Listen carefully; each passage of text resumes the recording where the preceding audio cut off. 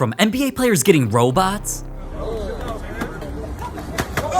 to insane custom cars, like some worth millions, chains better than rappers wear, crazy jerseys, and so much more that NBA players own, from $1 items all the way up to $140 million things, and items of every price in between. But starting with LeBron, we already knew he was cheap. That's why he buys some of the cheapest food that money can buy. He's not only eating $1 food in McDonald's, he's sometimes chillin' munching on dollar bags of Ruffles, even if it gets him clowned by old men. And even though LaMunch also eats Wendy's food off the dollar menu, here at the gas station / Wendy's / Starbucks, Anthony Edwards eats dollar bags of hot fries. Donovan Mitchell's addicted to dollar bags of gummy bears. Tyrese Maxey eating his dollar bags of fruit snacks looks sus. And Trae Young literally can't live without dollar bags of M&Ms. Maybe I use the candy for energy. Go get a blue one, y'all.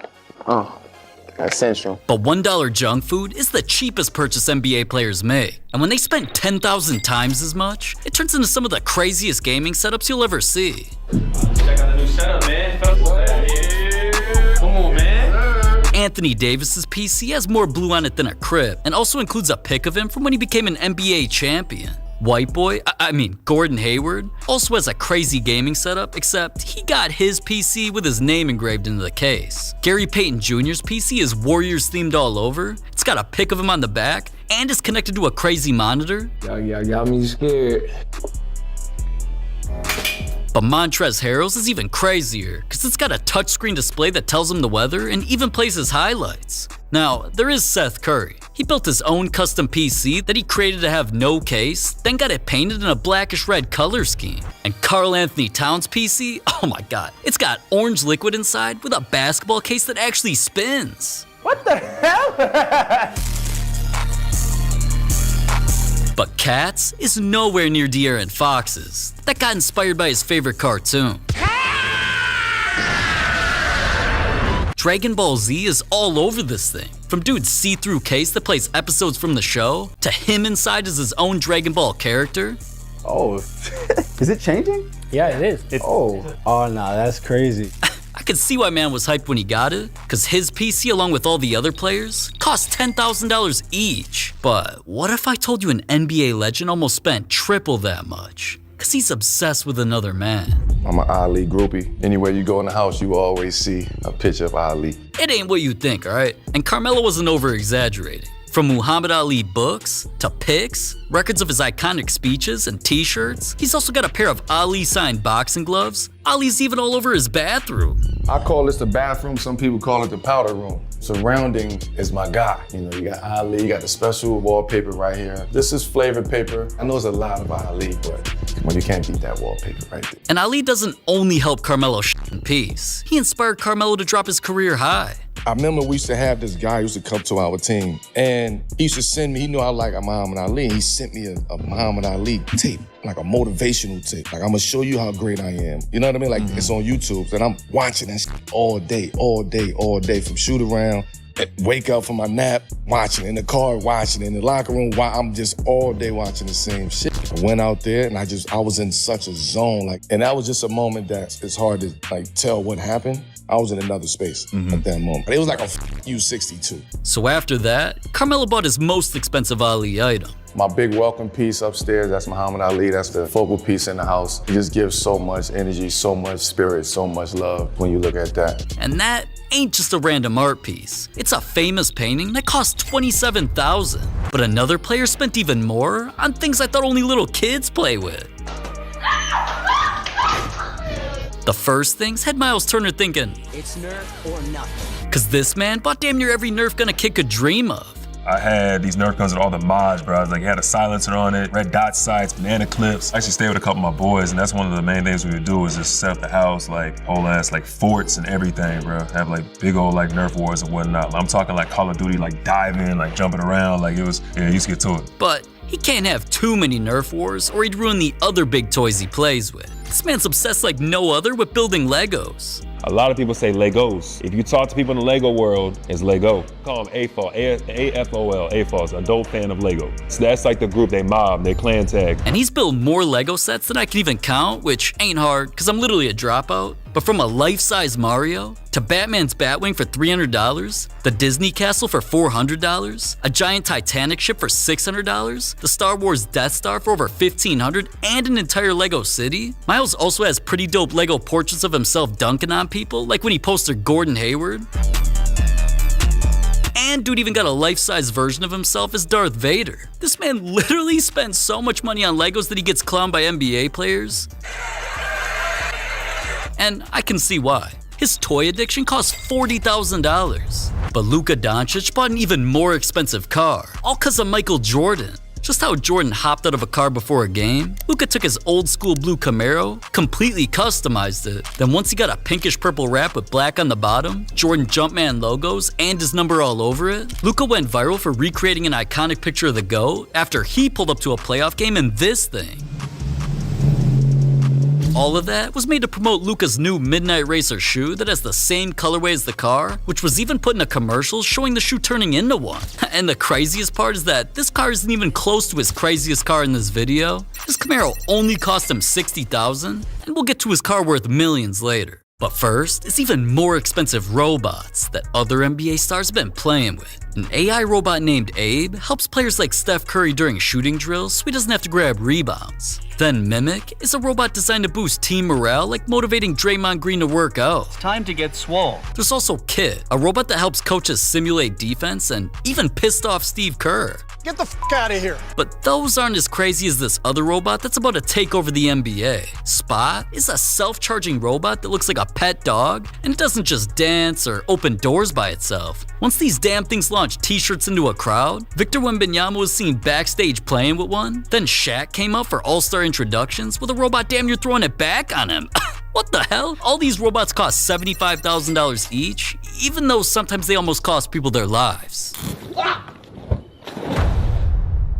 But Shai Gilgeous-Alexander's even more expensive purchase turned him into a superhero. Just like Batman, who wore an all-black suit with some yellow on it and also had a crazy bat signal that shined bright. Shai got a Lambo customized matte black with slight bits of yellow, like these bright calipers that match Batman or Christian Bale's Lambo in the movie. Then Shai not only did a photo shoot where he matched his fit with his whip, saying, "Lamborghini got me feeling like I'm Christian Bale." This man even got his own Shai signal when his logo was spotlighted all over buildings during All-Star Weekend, because this car really had people thinking he turned into Batman after it cost $275,000.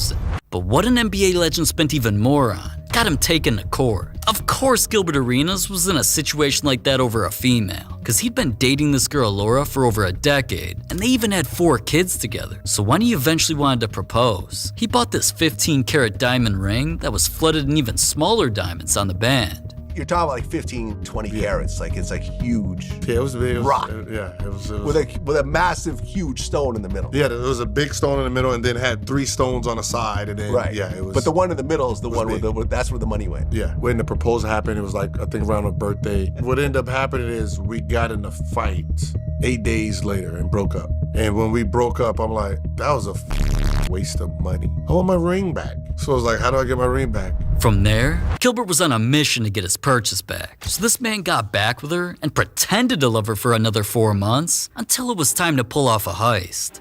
I just gotta get her back. But when she comes back, I'm gonna have a fake one and I can switch it at any time. And then that's what I did, had the fake one created and started, hey, missed you, come on back, and do all that stuff. And then I eventually switched it, put that one in the safe deposit, and then she just had the fake one. And she never noticed.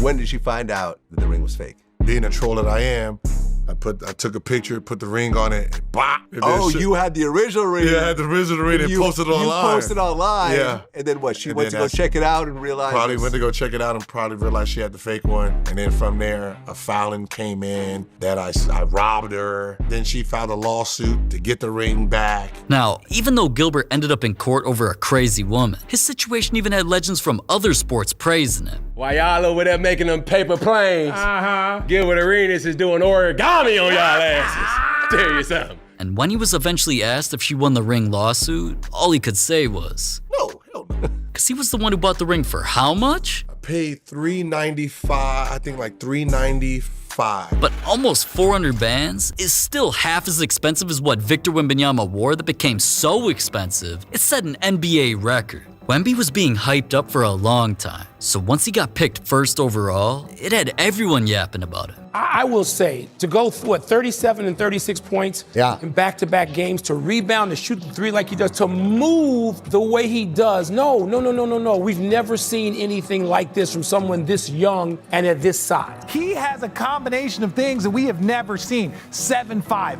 high release point, elevation on his jump shot, quickness, footwork, all of the things that you put into that's the scariest thing that we've ever seen. Yeah, he's like the 2K creative player. Every point guard that wants to be 7 foot, cheat code type vibes. We're labeling like this unicorn thing. Everybody's been a unicorn over the last few years, but he's more like an alien. No one has ever seen anyone as tall as he is, but as fluid and as graceful he is out on the floor. And praise like that is exactly why fans lined up for hours outside the Spurs stadium before his first game, because they wanted to witness one of the most hyped debuts in NBA history. Right from tip-off, Wemby started his career by blocking Kyrie. From there, his first NBA points came from a three. He got and one dunks, then eventually finished the game scoring 15 points. Now, even though his squad lost, the all-white #1 jersey he wore that game was iconic, all because of the moment. It instantly went to auction where it was only expected to sell between $80,000 and $120,000. Until a bidding war happened, it made it break the record for the highest amount ever paid for a rookie jersey when it sold for over $760,000. But LeBron spent even more just to copy Kanye. Shut the He left there. It's 4 a.m., you blood-sucking mosquito. Kanye was pissed that people were copying his drip, because after he bought this rare watch, then other rappers like Jay-Z and Tyler the Creator got one too. LeBron was seen wearing a similar version that looks like a damn melting clock on his wrist. This rose gold Cartier skeleton comes with an alligator skin band, and since only 67 of these were ever made, I'll just let this famous jeweler tell you the rest. Whenever you see somebody wearing a watch like that, you want to look in and be like, what the heck is that on his wrist? This is not your usual timepiece. And what I love over here is that they used blue hands for the hours and minutes, and then they also got a blue cabochon sapphire for the winder on the side of the watch. It's limited to 67 pieces worldwide, and of course, LeBron has one. And yeah, LeBron doesn't just own it, he's always wearing it because it cost him $870,000. But another player spent way more, turning NBA 2K into real life?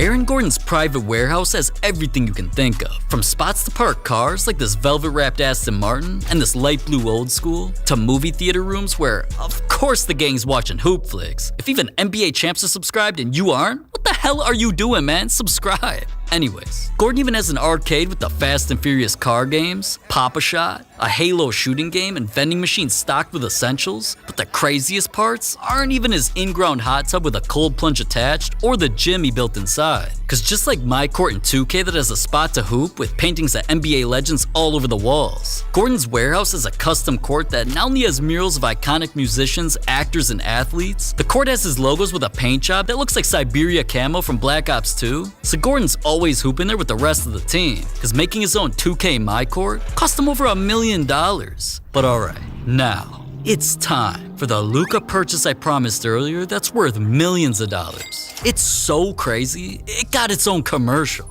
Now, I should have been expecting Luka would buy something this crazy, cause well, he's been around one of the craziest cars I've seen in a while. This thing fully opened up like a damn transformer, had an adjustable suspension, and was somehow more orange than Donald Trump. I really don't know what he said at the end of that sentence. I don't think he knows what he said either. But even though Luka's rare Koenigsegg even has butterfly doors, was also covered in carbon fiber inside and out, which made it light enough to go 0 to 60 faster and Luka could chug a beer. After he got traded to the Lakers, the car didn't just get customized in his new squad's colors along with his jersey number and Jordan logo all over. When Luka was about to face his old team, Jordan Brand dropped a commercial of Luka changing the plates on his supercar from Texas to California, and promoting the matchup like that only had fans taking pics by the car after he pulled up to the game in it. So of course the Lakers gave him his own designated parking spot because the car cost him over $3 million.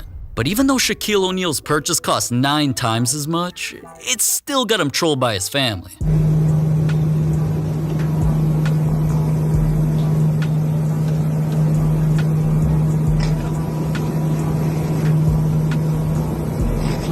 Yo, man. Shaq's son caught him lacking because he's always sleeping on one of his most expensive purchases. Inside of his private jet, there's 12 seats for his entire family, snacks that Shaq should not be eating, and a few beds with TVs where I'm sure he's, HoopFlix and chillin'. But that's not even close to the craziest parts.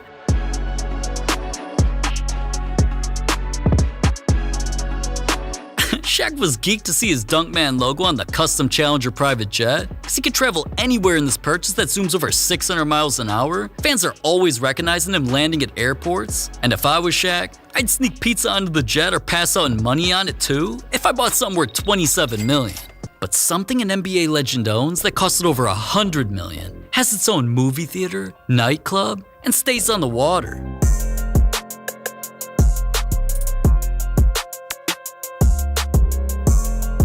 Oh my god, Magic Johnson's 4-story mega yacht reminds me of a damn cruise ship. And at 280 feet long, it's almost as long as my, never mind. It's the largest yacht built in the US in almost 100 years, alright? It's also got plenty of rooms for him to live in the ocean, a private chef to whip up any meals, and a full bar, which only gets us started. There's also a movie theater, an actual nightclub inside with a DJ, and plenty of pools on the yacht, like this one a baddie helped him film a commercial for. Oh my god.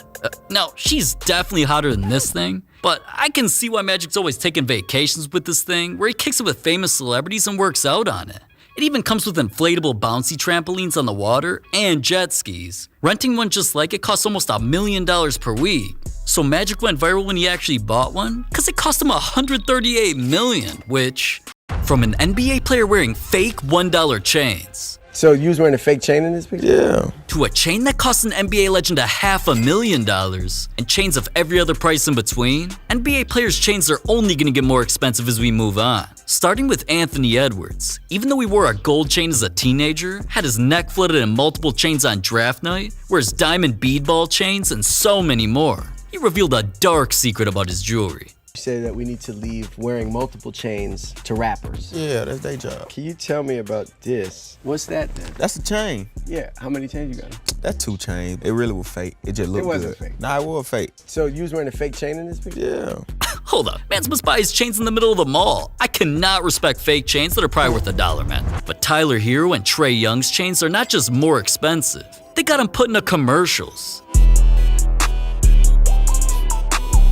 Tyler was hooping in these commercials to promote the chain he had on, because the jewelry brand Shop Gold created this tennis chain with a pennant of his squad's logo that had natural, yellow, and red stones on it. But since he thought it was crazy enough to flex it right in the cameraman's grill, it also inspired Trae Young to team up with the brand for some ice. He not only showed off their new drop of different small, medium, and large chains, Trae showed off his handles and shot around during the commercial wearing one had his city ATL in red porcelain, while the other had the Hawks logo with red stones on it. And both players' chains are still on the website to this day, where even you can buy them for just $139. But these next 3 players' chains cost almost 20,000 times as much, and are actually crazy. Cause Jaylen Brown got neck from a rapper. I mean, ASAP Ferg and him have been boys for a while, so of course Ferg hooked him up with something crazy for his birthday.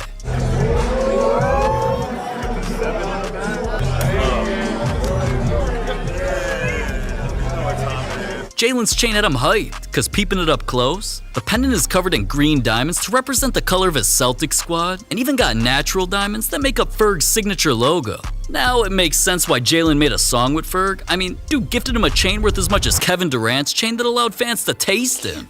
Cause after KD became a prime energy athlete, he got his own Olympic-themed bottle with a cherry freeze flavor. And cause so many fans were slurping him up, honestly, he tastes pretty damn good. Logan Paul gifted him a chain. Hey KD, we are very excited to have you on the Prime Chain, so we're welcoming you with a Prime Chain. That's crazy. Let's see that. Oh, appreciate you, brother. You know, I picked that one exactly up for you. Sign to the label, bro. Hey. KD got an iced out tennis chain with a bust down Prime logo pennant and rocks it just like all these other athletes who signed to the brand. KD's always wearing it, like when he's filming podcasts or even while he busted Speed's ass in a game of horse.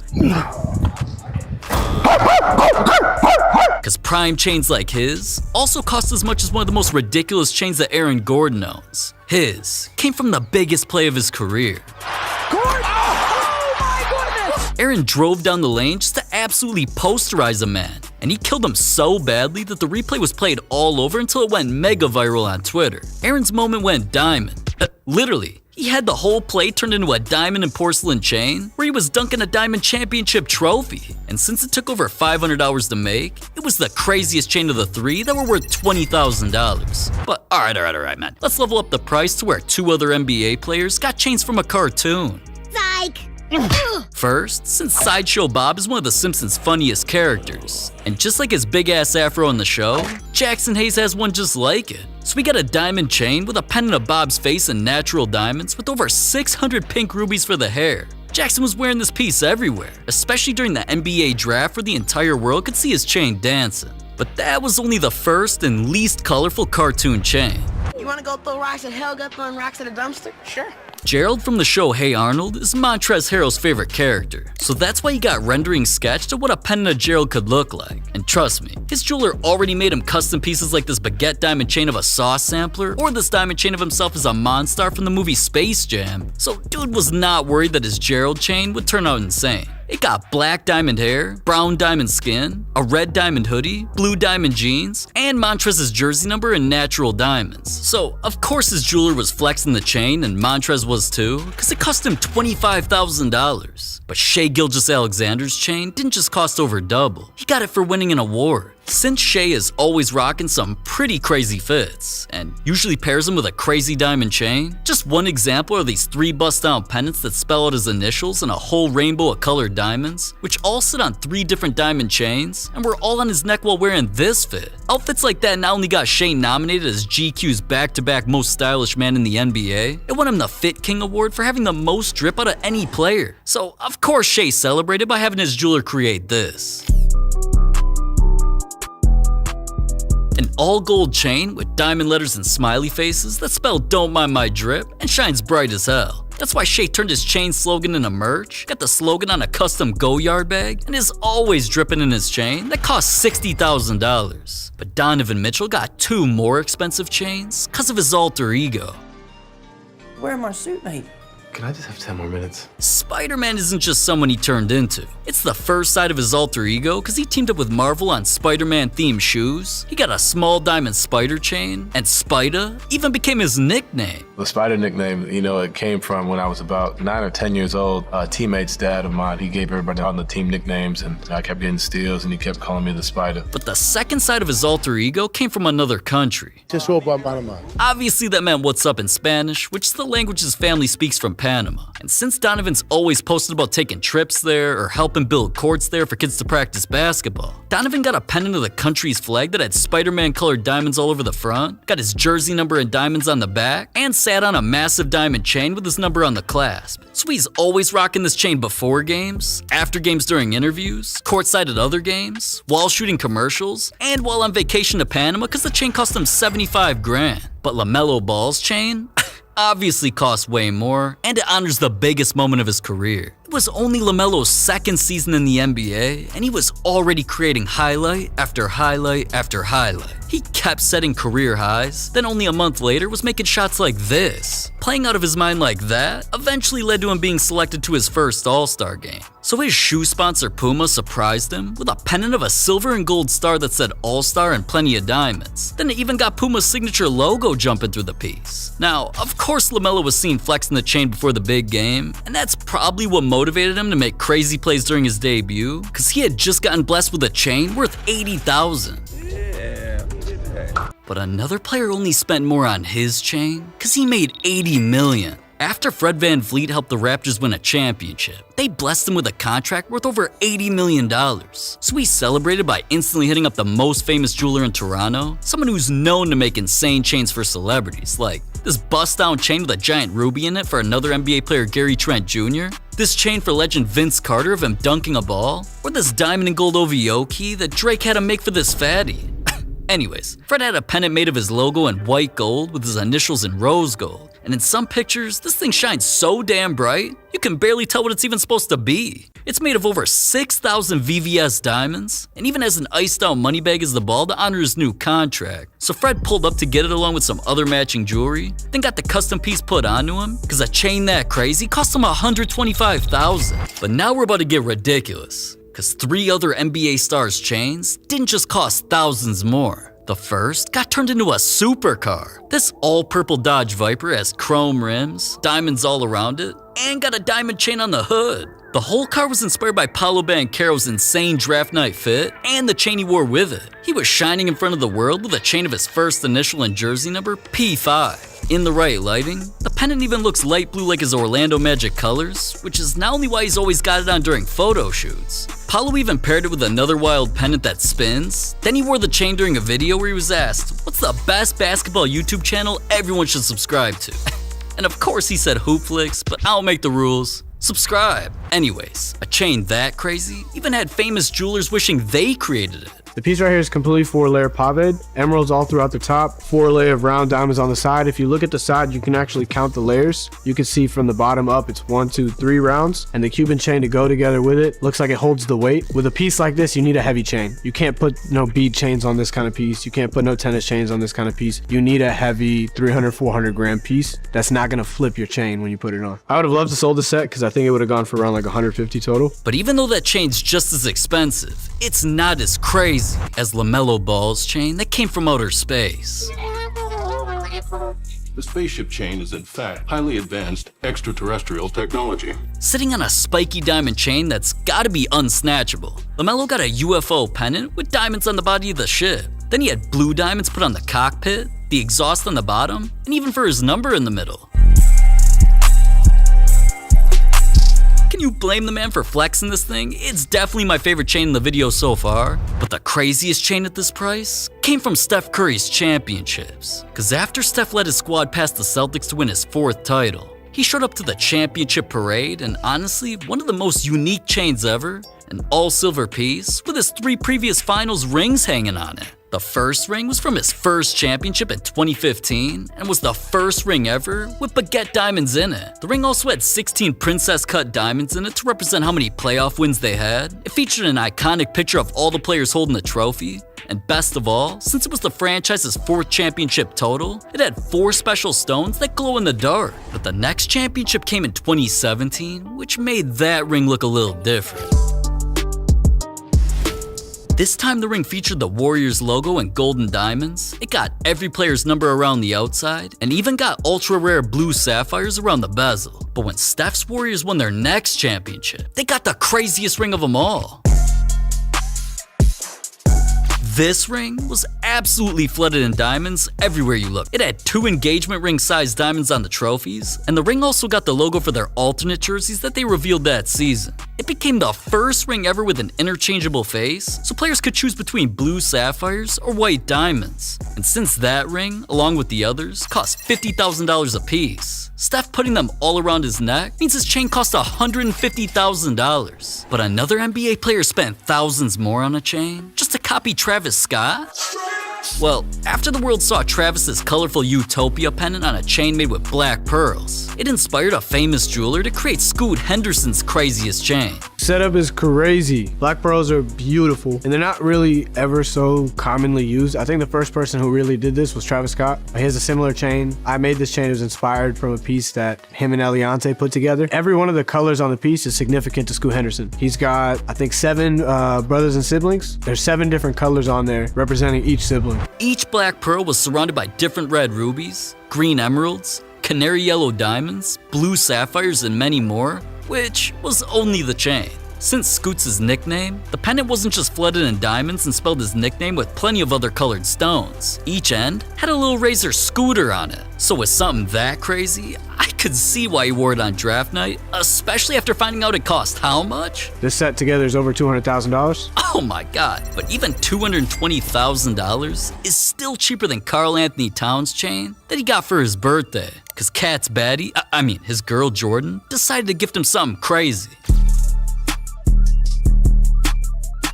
Not only was the pendant all rose gold with diamonds everywhere and as thick as hell like his girl, it even got special baguette diamonds to represent his jersey number of 32 and even came with a matching bust-down ring. So with the pendant sitting on a 14-karat rose gold chain with diamonds that hit like this, I could see why Cat's always flexing his new jewelry on the gram or even while getting twerked on at the club. His crazy ring chain combo cost his girl $250,000. But LeBron James' most expensive chain came from him setting a record that'll never be broken. LeBron came into a matchup just 36 points shy of breaking Kareem Abdul-Jabbar's all-time record. This was the most hyped regular season game of all time, so with icons like Kareem himself there waiting for history to be made, LeBron got things going right away. From hitting his signature threes, driving in to draw fouls, and LeBron of course making this. Once he was actually making free throws, even I knew the night was special. Then LeBron kept going off until he was eventually just 2 points away from breaking the record. And it basically seemed like time froze as he posted the player up, then pulled up for a fadeaway. Breaking the all-time record had everyone celebrating, which literally put a live NBA game on pause. So for doing something that historic, a famous jeweler created a custom box for his craziest chain. And this all-gold chain with an iced-out NBA logo on the clasp was the least crazy part. Cause on the back of the gold pennant was logos of all LeBron's teams and had a bunch of his accolades engraved in. Then the front not only said NBA all-time leading scorer with his signature lion head and diamond eyes, it even has his logo in purple and yellow diamonds to rep his Lakers colors. So of course LeBron posted a pic of himself rocking his record chain. It's worth over $300,000. But of course Shaq got something more expensive than that. John Moran, I got something for you, Daddy. It shouldn't even be a surprise, cause Shaq has some of the craziest chains of all time, man. There's this gold chain with his name in diamond above a bag of money, this diamond chain of his name above a diamond dog, a giant diamond pendant of the Superman logo. Shaq also has a huge chain of his nickname inside a crown, another nickname chain that's so big it damn near stretches from nipple to nipple, and once he got this pendant of his signature Dunkman logo, then was caught trying to steal a chain from Johnny Dang. Use your car, but can I get my naked back? You saw that? Yeah. Johnny made a piece that was crazier than all of those. It's one of the biggest diamond chains I've ever seen, man. It has a giant pendant that says MMG which spins, and even has Ricky Rose on the clasp. Technically it was made for Rick Ross and was so crazy, it had him laughing like an evil scientist. You know? But since Ross and Shaq go way back, Ross pulled up on him while wearing the chain just to gift him a matching diamond MMG chain. And as you can see, Shaq was hyped to get it, then was cheesing while wearing it out in public, because the chain is worth $500,000, which one NBA player wore shoes that cost $10. Another player wore shoes that cost $8 million. And there's a bunch of NBA stars with shoes of every other price in between that are only gonna get more expensive as we move on. The cheapest shoes an NBA player wore turned into a beef with LeBron. You want to wear them on a Tuesday night versus me? I'm gonna bust your ass straight up. The hate started after Stephon Marbury created shoes that basically look like a knockoff, cheaper version of some J's. But after Stephon wore his shoes, even though most fans were literally rushing to buy them, celebrities started hating on the shoes. I mean, are you familiar with the Starberry sneakers? Garbage. And eventually, LeBron made headlines with what he said. He was just asked if he'd endorse Stephon's shoe and said, nah, I don't think so. Me being with Nike, we hold our standards high. And we do a great job of putting out great merch, great shoes, great quality. With all that emphasis, LeBron basically called the shoes ass, and Stephon definitely felt that. He lost all respect for LeBron after he disrespected his brand and said, I'd rather own than be owned. When he retires, he's not gonna own anything. I don't think LeBron did his homework. And it didn't end there. Stephon's been criticizing LeBron over anything ever since. I mean, claiming dude only acts a certain way when he's mic'd up. Stephon made headlines for saying LeBron wasn't a real Laker. He even claimed their beef was never gonna end. Why I say what I want to say about him is because if you have a fight with somebody, you don't decide when we fight again. It is what it is. It's up always. And keep in mind, all that was over shoes that were only worth $10. But Damian Lillard's shoes weren't only worth 7 times as much. They helped him make NBA history. Because for every point he scored in this game, from floaters and layups to crazy posterizing dunks, Dame even hit not 1, not 5, but 13 three-pointers like this one from deep deep. He eventually ended the game with a Blazers record, 71 points. 71. And for every single point that he scored, Adidas dropped the price of all of his Dame-made signature shoes, like his Mr. Incredibles, Fruity Rainbows, ones with lightning bolts, even the bubblegum pink he was wearing while he broke the record, all to just $71, all because of what Dame did. But 2 of Victor Wembanyama's shoes were way more expensive, and the first of his shoes came from outer space. Because after LeBron called Wemby an alien, He's more like an alien. not only were commercials made about his new nickname, Wemby and the alien, going to the moon. Wemby also designed these Nikes to have an extraterrestrial pattern that looks like a COD camo, green paint splatter laces, glow-in-the-dark soles, and wait, what else? Vic, what you got on the back of this? Hell yeah, I drew one day. You drew that? I mean, I originally drew it with bigger eyes like this. Bigger eyes? Yeah. Alright, but even though his shoes from outer space cost $130, they're still cheaper than his pair that were inspired by a movie. Star Wars is my thing for sure. I know everything about Star Wars. After saying that, then winning Rookie of the Year, Wemby was spotted with all black Nikes that were covered in fur, just like the Star Wars character Chewbacca. The shoes were named the Wookiee of the Years and even got Wemby put on the news because they cost $190, which is still cheaper than Paul George's shoes that came from video games. PlayStation created commercials like that to promote that they were collabing with Paul for a signature shoe. Just like their iconic PS1, these shoes were all gray with PlayStation colors and even had logos to represent buttons on their controllers. The shoes also had the PlayStation logo on one tongue and Paul's PG logo that lights up on the other. But even though the special edition pre-order versions came in a giant suitcase with the shoes and a game system inside, anyone can buy the PG PlayStations for just $300. Now, hold up, Ja Morant shoes cost even more because they belong in a jewelry store. Covered in thousands of crystals, these Ja 2 black labels weren't just created to be shining bright, like he always is. They're rare to honor the year he was born. So once Ja debuted him during a game where he was going off and even trolling people while he scored, all eyes were on his shoes, so stores only had them on display in protective cases because they cost $600 each. But Steph Curry's even more expensive shoes were inspired by his outfit from the biggest fashion event in the world. Here at the Met Gala is where every celebrity pops out to flex their expensive fits. And after Steph stole the show in a custom black Versace suit with gold stitching, Under Armour created an exclusive colorway of his Curry 10s for him that identically matched his fit. Now, Steph eventually wore the shoes during a critical Game 7 where they helped him drop a playoff career-high 50 points. And doing that with the entire world watching had everyone wanting a pair so badly they were forced to create them in 2K because the shoes were never released to the public, except during this video. These right here, you might know what these, so I'm gonna make sure y'all get a pair of these. It's the colorway story, so I went to the Met Gala. I'm saying, so this is the Versace suit that they made with the same logo across the suit jacket, so they put it into the Curry 10 right here. Did you ever think that you're going back to school shopping with this guy? And no one could get these, so super rare. That part. We have some Curry 10 Met Galas right here. These are not released to the public. Hey, don't be shy. These are Field champions. Oh my god, those kids were lucky as hell, man. Steph really gifted them unreleased shoes worth $2,000? But the shoes that Anthony Davis got were something he could eat. Well, kinda. Because after 80's obsession with ruffles got him in chip commercials and had him becoming the first athlete with a chip deal, the company also let him customize a pair of Jordan 1s in the Ruffles red, white, and blue color scheme, their logo on the side, even some texture just like their chips. Then when the exclusive shoes dropped for fans to get, they came in a giant collector's Ruffles bag that had other many different flavored bags with different laces inside. And they better, because the entire shoe package cost over $5,000. But hold on. LeBron shoes weren't just 4 times that much. They came from a cartoon. Commercial. Stewie Griffin is definitely one of Family Guy's funniest characters. And just like the fit that he always wore, a yellow shirt, red overalls, and light blue shoes, Nike created LeBron 6s that weren't just white like Stewie. They basically put his whole outfit onto them. And they got black outlines to make the shoes look cartoonish. Now, alright, of course LeBron got a pair of his own shoes that he walked into a game with and even practiced in, which kinda became a big deal because they're rare and were never sold in stores. The only other Hoopers with them are this random who's scared to even take them out the box.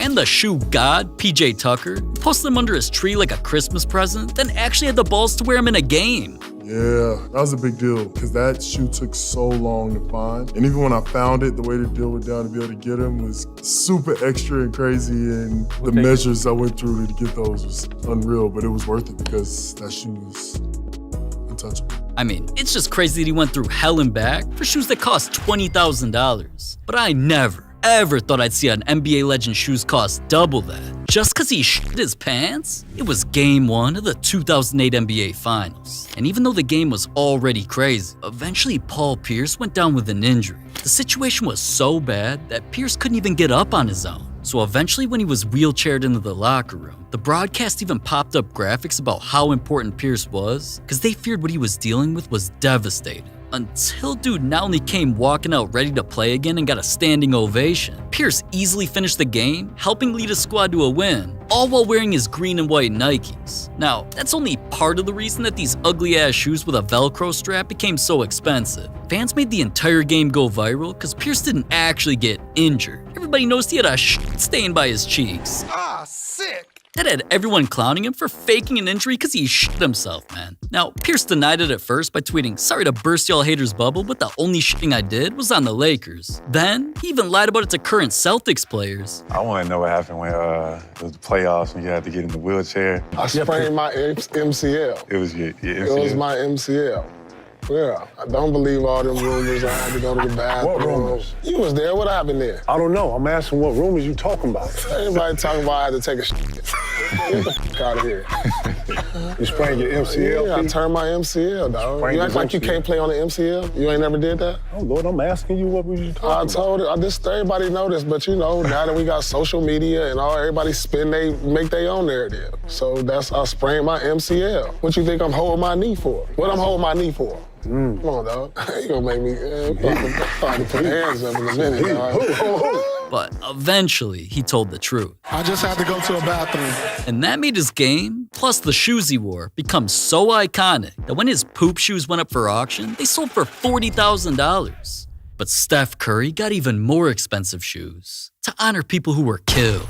Right now, at least 8 people are dead after 3 shootings at spas in the Atlanta area. Authorities were first called out to Young's Asian massage parlor this afternoon, where 5 people were found shot. 2 were dead on the scene and 2 others died at the hospital. Once Steph heard the news that multiple Asian families were affected by a deadly hate crime, Steph teamed up with a foundation named after Bruce Lee. Because this was a man who's been known to speak up as a social rights activist and spread positivity in his Asian community. The foundation and Steph got together to customize a pair of yellow and black Curry 8s, which had hand paintings of Bruce and his family. They even included one of Bruce's famous quotes, "Under the heavens, there is but one family." So once Steph wore the shoes during a game and went off in them, he talked about why exactly he created them. I just want to ask you about your shoes and the message behind those tonight and why it's so important what you're doing with the shoes.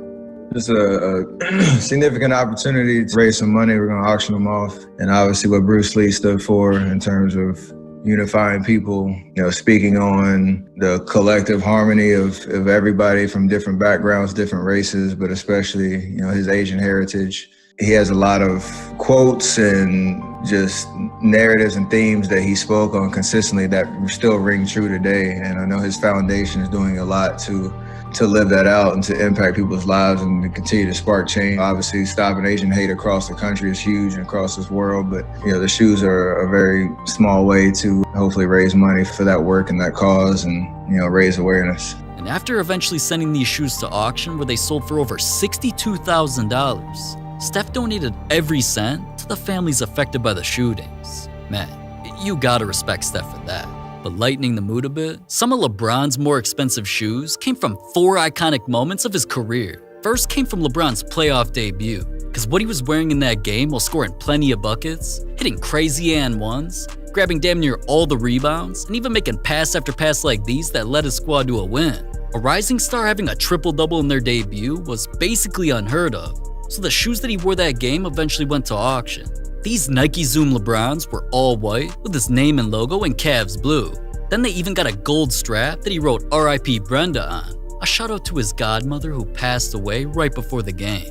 And since LeBron also autographed them, the shoes eventually sold for almost $100,000. Now, hold up, LeBron did have another pair of shoes worth this much. Some crocodile skin, gold-plated, diamond-infested LeBron 15s worth $100K. But we talked about these shoes a million times in videos already like this one, so I ain't talking about them again, alright? Besides, a more expensive pair of LeBron shoes were a gift from Kobe Bryant. 2001, I believe I was playing in New Jersey, and the All-Star game, if I'm not mistaken, and y'all can correct me, was in Philly, right? Yeah, that Saturday, me and Maverick drove to the Intercontinental downtown Philadelphia, and he gave me a pair of his shoes, which I ended up wearing that following night. It was the red, white, and blue Kobe's. I was a 15 and he was a 14 and I wore them anyways. And I sat and just talked to him for a little bit. He gave me the shoes, I rocked them in the game. And it was the same night that we played Oak Hill against Melo. And trust me, LeCapaholic was not lying for once. Footage showed LeBron going off in high school while wearing his kicks. The Adidas Kobe 2s, red, white, and blues, and even though they had a flag on them, to me they look like some damn bowling shoes. Eventually they still went to auction and sold for $156,000. But some even more expensive shoes helped LeBron win one of his championships. It was high school again, this time during his freshman year state championship. And of course he went off all night scoring over a dub to lead his team to a dub, but fast forward a couple decades, LeBron quoted clips of his highlights from the game saying "Young King." So the Jumpman Swift 6s that were the shoes he wore during that game, and were shoes that even Michael Jordan himself filmed famous commercials in, eventually went to auction and sold for $200,000. But even those weren't the most expensive shoes that LeBron ever wore, and neither were what he got after breaking the scoring record, because these custom snakeskin Goldilocks that he got with his point total on the bottom were somehow only worth $7,500. And even though what he came walking into another game wearing was more expensive, because dude had on some every color of the rainbow Louis Vuitton Air Force Ones, those only cost 10 to 15K, so LeBron wore something way more special during his second game in the NBA. He matched up against the Suns where all game long, he was dominating as if he'd been in the league for years. And since he finished his second ever game, just 2 assists short of a triple-double, it not only became one of the most iconic moments of his rookie year, he did all that while wearing his first signature shoe,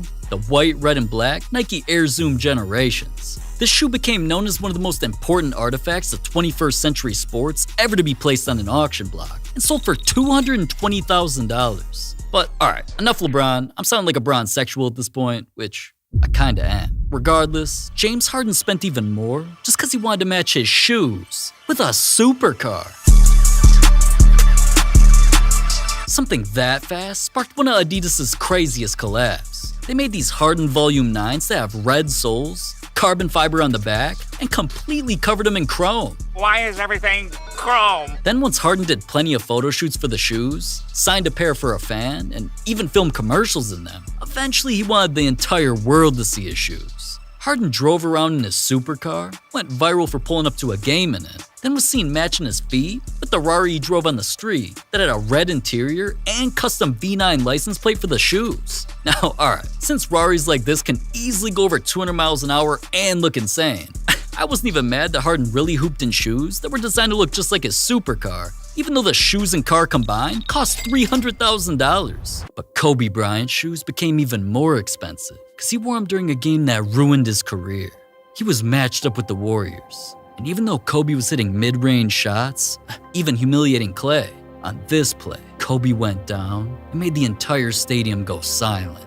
Now, thankfully he was able to play through the pain and kept going off, like hitting this shot from deep, which gave him his 32nd point, until it happened again. This time Kobe went down grabbing his Achilles, and even he knew something devastating happened. So after hitting both free throws while barely being able to walk, Kobe took himself out the game, and it turned out that he suffered one of the worst injuries that any athlete can go through, a completely torn Achilles tendon, and was about to be sidelined for months. Either way, fans admired him for putting his body on the line, saying things like, "There's no moment in Kobe's career more Mamba mentality than the Achilles game. It's a testament to his commitment to excellence and competitive spirit." Now, praise like that is why the game not only became an iconic moment in Kobe's legacy, it's also why Kobe's shoes from that game became just as popular.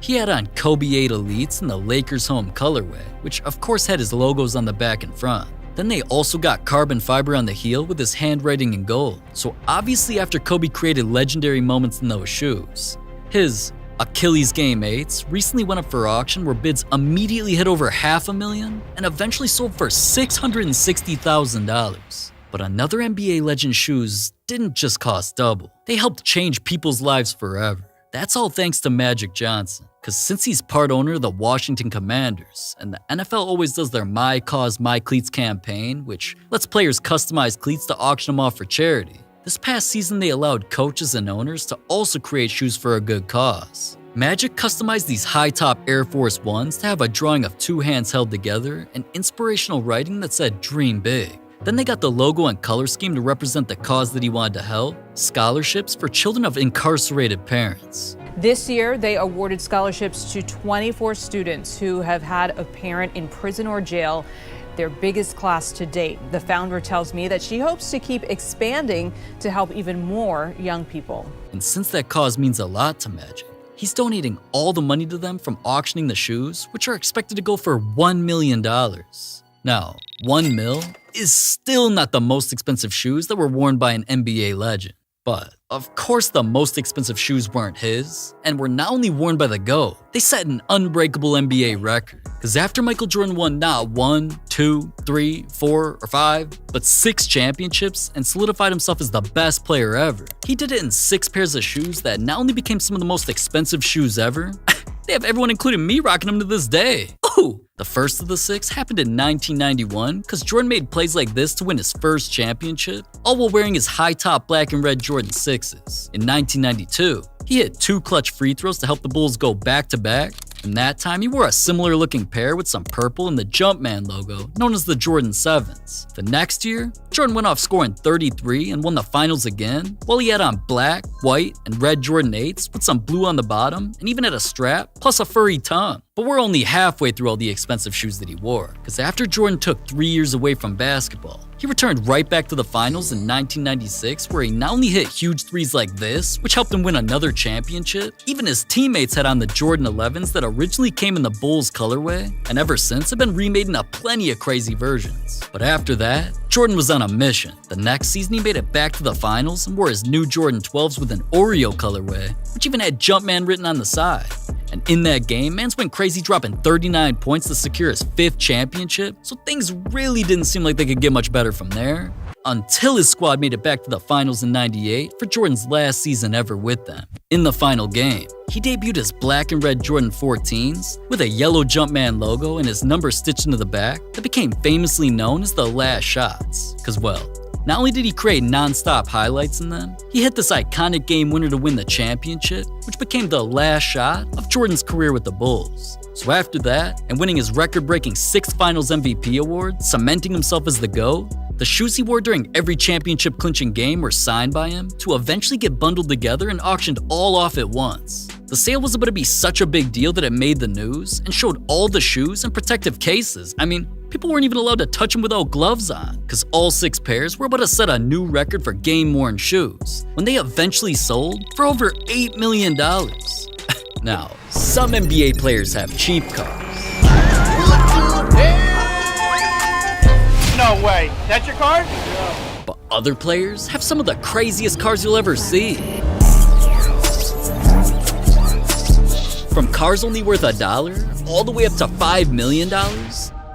Every NBA player is driving something different, and starting with the cheapest car an NBA player owns, I'm honestly surprised it hasn't broken down yet. Kawhi Leonard's the only 100 millionaire I've heard of who's driving something that's worth a McChicken. And honestly, I'd rather spend my money on that than pay for his 1997 green Chevy Tahoe. Not only is it nicknamed the Gas Guzzler because it only gets 12 miles to the gallon, Kawhi's excuse for still driving it is that he's humble, it runs, and it's paid off. To me, he's just weird. So let's move on to cars worth way more than $1. Because Steph Curry bought the ugliest car you'll ever see just to prank his best friend. I'm gonna prank one of my best friends, Coach Easy. He thinks he's on an Infinity set to do a commercial shoot and give his honest feedback on this concept car, but it is literally the ugliest car you've ever seen. So basically just try to get, your kind of reactions to what it looks like and whatnot, and just try to be as big as you can. As blueprint as possible. Like, I'm just really excited to show you, show the whole world. Without further ado, we'd love to get your eyeballs on it. Just tell the world how dope it is. So. Let's see what you're talking about. Here we go. Whoa. This joint right here. Yo. 3 wheels, obviously. That's dope. The gas mileage is crazy, too. And you don't have to change the tires that often, either. Mm-hmm. I think with that camera being, really tight on you, just make sure you're, almost, just be bigger. Nah, it's on me. I got you. Without further ado, this is the future right here. Let's see. This is it. Wait, hold up. This is a spaceship, bro. So let's do it again. Just even bigger reaction. What? What? This ain't go crazy. I'm gonna have to take those back. Yeah. You know why? What? We got you, bro. What you mean? Now, Steph's friend might have been acting hype like this was a masterpiece, but it's really just a vehicle known as a G04. It's usually used by people who think they're cops and drive it around to give out parking tickets. Now, at least Steph got his a complete makeover, just to have it looking like it was from outer space. And that's probably why it cost him $3,000. But Dwight Howard's car wasn't only 20 times more expensive. It came from a superhero. Dwight's been known to not only have a superhero fetish, but also customize his cars to look like his idols. There's this 3-wheeled bike that matches Superman. What's the fastest you've ever taken it? 170. He's even got a Rolls-Royce Cullinan to match Thanos. Purple car because of Thanos. From the Avengers. Yeah, he's my favorite character. Yeah, I'm not gay. But his craziest car is something hella fast that matches the Flash. Dwight's Hellcat is red and yellow, just like his hero. It's also got custom rims that light up, demon headlights, and even Flash's lightning bolt on the hood. On the inside, there's also Flash floor mats, Flash seats, and Flash-colored leather. Unfortunately though, the Flash wasn't able to save Dwight some cash. It still cost him $65,000. And even though Dwight's cars came straight out of a comic book, LaMelo Ball's car wasn't only double the price. He brought a car from GTA into real life. Now, at first the man just copped a plain Jane Hummer EV, but he pulled this thing into Los Santos Customs, or DreamWorks Motorsports, where they turned it into this. They turned this Hummer into a one of one. Literally, that's why it says one of one on it. It's also wrapped in camo and is everything LaMelo, from emblems all over the truck that matches brands, to custom orange rims, a lift kit, underglow. They even gave the interior a complete makeover. For something really nice, we wanted to change it up. We did all of his tattoos, so all of these are LaMelo's personal tattoos. All Alcantara and leather interior. We did some custom Alcantara right here with the LF logo. Siren box in here with a PA system. LaMelo. We also put train horns on it. Having a Hummer this custom gets LaMelo recognized everywhere. Like, that's how fans filmed him driving it illegally. Wow, man's really out here running red lights and almost causing accidents? That could've gotten him fined $100. But adding a few zeros onto that to make it $100,000, that's how much LaMelo's Hummer itself cost, so I'm sure you don't give a shit. But Aaron Gordon's car not only costs even more, it's actually waterproof. See, Gordon got himself a little Aston Martin. And his custom brake calipers with his logo on them are probably the least crazy thing about the car, cause this ain't just black paint all over it. So we're in the process of the craziest vinyl wrap that we've ever done, and it's on this Aston Martin Vantage right behind me. Let's take a closer look. They actually wrapped Gordon's entire car in suede. You know, the same material that's on every frat boy's shoes, but matching with them turned Gordon's car waterproof, and someone poured water on it just to prove it. So it got me wondering, like, how the hell does this thing even get cleaned? Let me show you guys. So you guys grab a whole bunch of these. This is a lint roller. You grab a couple guys and you lint roll the whole entire car to get all those little fuzzy things off. Now, lint rolling a car is crazy.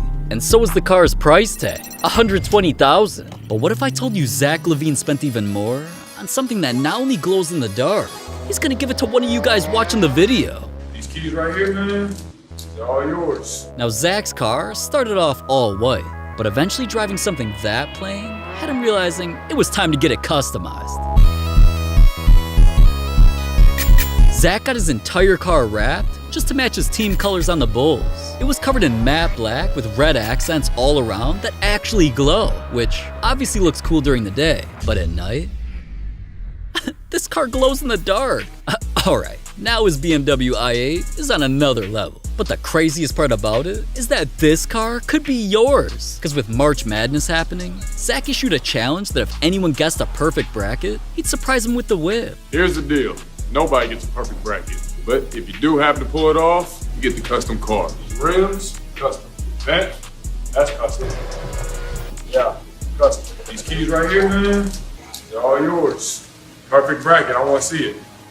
He's really willing to give you a car for free, even though it cost him $160,000? But Damian Lillard definitely ain't giving his car away, because it cost him so much, he literally made it the cover of his album. Pulling up in a Bentley is something pretty much every rapper brags about. And seeing his dame's half rapper, half baller, he had to blow hella dollars on a couple Bentleys. The first one was an Oreo-colored Bentley Continental, and oh my god, man, I can't even lie, this thing is clean. No wonder why Dame filmed a music video with it. But things aren't always so black and white with Dame, and only one Bentley definitely wasn't enough. All cause Dame's rap career was taking off quickly, not only did he plan on dropping an album, he copped one of the fastest and one of the most expensive SUVs in the world just to put it on his album cover.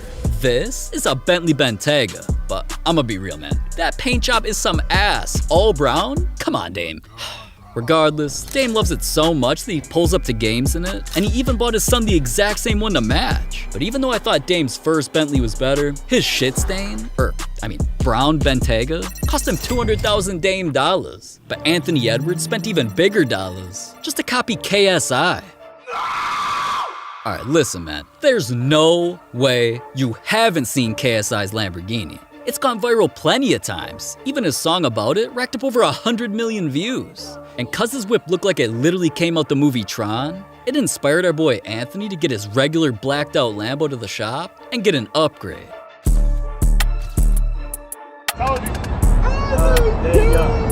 Yeah, I see why Anthony was so hyped about this thing. Blacked out Forgiato rims, blue all over the interior, and an all blue wrap with reflective trim. This thing had the exact same type of Tron looking paint job as KSI's. But Anthony's Lambo was definitely more serious than that. Because not only did it have him always matching his fits with his whip, just driving it around made him feel untouchable. And that's why he wasn't scared to pull up in it and start yelling things that were controversial. Queer ass niggas, man. Now, alright, obviously just talking like that in 2024 could get someone canceled. Anthony was stupid enough to post it though. So once the NBA saw, and cause they're super strict about players using offensive and derogatory language on social media, cause of their rule, they forced Anthony to apologize and fined him $40,000. Now, alright, even though his mouth cost him that much money, his Urus itself cost him 6 times as much, $250,000. But even adding both of those expenses up, it's nothing compared to what Hassan Whiteside bought. And honestly, I don't even know how this dude's car is legal. It can literally survive gunshots. A car that protected was needed just because the weather in Utah would get pretty ridiculous. Hassan needed something that could survive literally anything. So even though he already had a couple normal Jeeps, he literally turned one into a monster truck. Thousands of hours were spent customizing this thing. Not only did it get an upgraded suspension, they added spotlights on the hood, a paint job that's designed to be scratch, dent, and even bullet resistant. Hassan also got the engine replaced just to get more power with a Hellcat engine.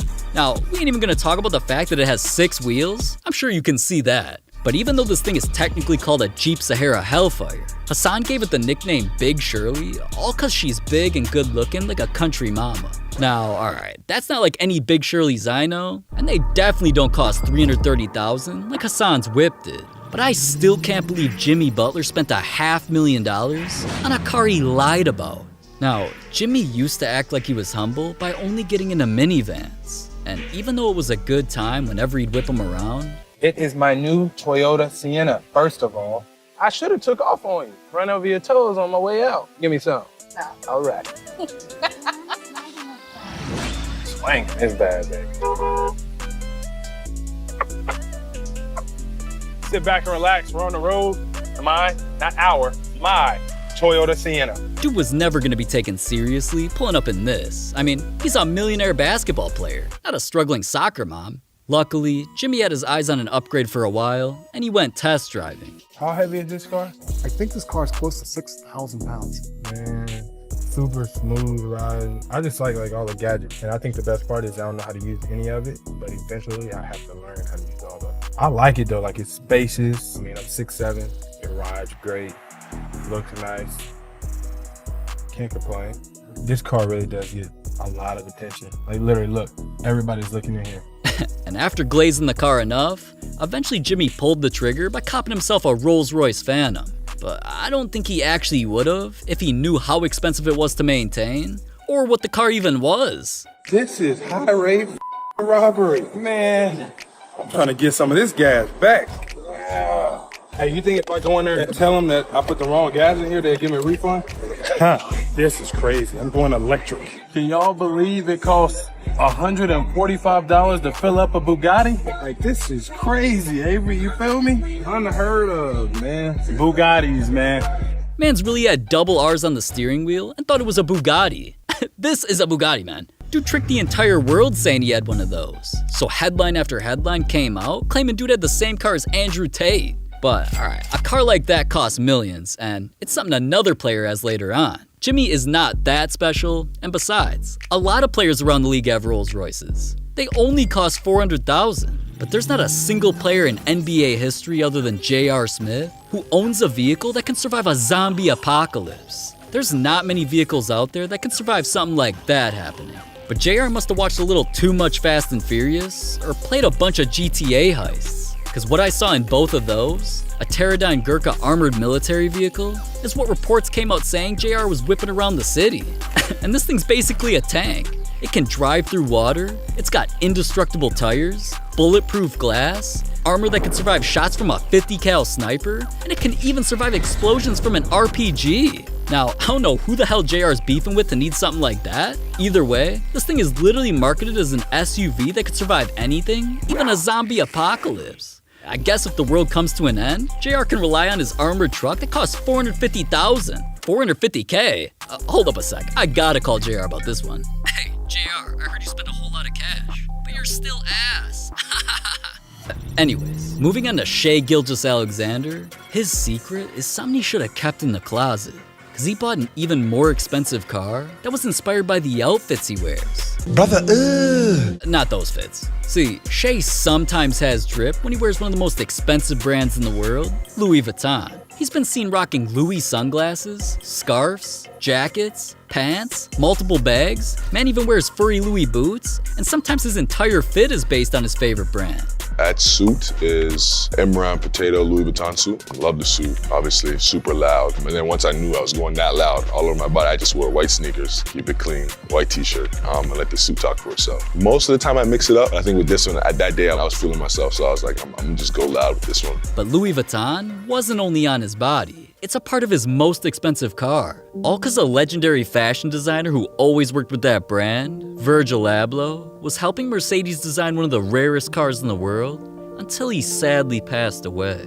But Mercedes wanted to bring his masterpiece to life regardless of how long it took, and eventually, with a black obsidian paint job on top and a sand-painted bottom, this is the Virgil Abloh Mercedes Maybach, which matches the iconic brown color scheme of Louis Vuitton products. On the inside of the car is where things get even crazier though. The dash damn near has 2 iPads on it, speakers that pop out if you're bumping music, automatic doors, and lights that make it look like you're driving a UFO. There's even a badge in the center that proves how rare the car actually is. This is one of only 150 in the entire world. So alright, no wonder why Shai is only one of a few celebrities who own this car. Besides, this whip cost them $500,000. But alright, that's light money to the player who spent even more on his car just to predict his future. Spencer Dinwiddie has bounced around teams throughout the entire NBA. But there was one squad he always wanted to be a part of, the Lakers. And their colors, yellow and purple, are obviously things the organization definitely has a lot of pride in. So Dinwiddie wanted to do something to get him to notice him. He took a trip to a Ferrari factory to customize his dream car just for the Lakers. And eventually when the world found out he was buying a brand new Ferrari Pista, it matched the Lakers colors perfectly. When fans saw his whip out in public, of course he went viral for pulling up to a game in it. But people should have realized, dude was playing for the Mavericks at the time. And just looking at their logos, their jerseys, those colors are definitely not purple and yellow. And I guess that's why right after he was representing a different team, the Mavericks traded him away. Now even though that didn't get Dinwiddie to his dream team yet, the Lakers kept their eyes on him because they respected what he did. And eventually when they got their first chance to sign him, they did. All because of his car, he was officially a Laker. So I don't know what's crazier, the fact that dude's car changed his entire future, or the fact that the whip cost him $600,000. But either way, listen, I am tired of talking about cars that are only hundreds of thousands. Let's level up to the millions. And Ben Simmons' car didn't only top that, he only spent that much to copy LeBron James. LeBron's been driving a lot of cars in his life, but he recently made what many called automotive history by copying a supercar that was so rare, people film him every time it's on the street. Ironically, that whip came out of a video game. It was one of the hardest cars to unlock in Need for Speed, but LeBron got his Porsche 918 Spyder customized. It's all black with highlighter yellow accents, it's got a custom King license plate, and this thing's got 3 engines. So no wonder why LeBron posted up with it during photo shoots, just to flex. But someone who definitely saw those pics was Instagram diva himself, Ben Simmons. He always looked up to LeBron. I mean, the two have bonded, LeBron's been his mentor, and Ben's always wanted to follow in his footsteps. Or skid marks? Maybe that's why Ben's bought car after car after car after car. He probably thought having all of those would make him actually good at basketball like LeBron. But spoiler alert, they didn't. Regardless though, Ben saw all the attention LeBron got for the Porsche. So not only did he need that, he also had a need for speed.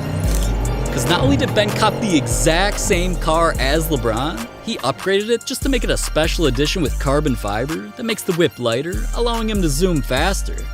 Now that's a Bron sexual if I ever seen one, and I just hope being a copycat was worth it. The car cost him over $1 million. But as much as I want to roast Ben for doing something like that, I never thought a car 3 times more expensive would get an NBA player clowned so badly. That's what happened to Dennis Schroeder after some intense contract negotiations. Because even though dude was not that good at basketball, he randomly wanted a deal to give him enough money to last multiple lifetimes. The Lakers were already being over generous, offering him $84 million, but Dennis declined that to try to get more. Now, alright, not only did Lakers management think dude was tripping, no other teams felt dude was worth anything near an amount of money like that. As time went on, no offers were coming in, and eventually Dennis was forced to accept a deal worth only $6 million.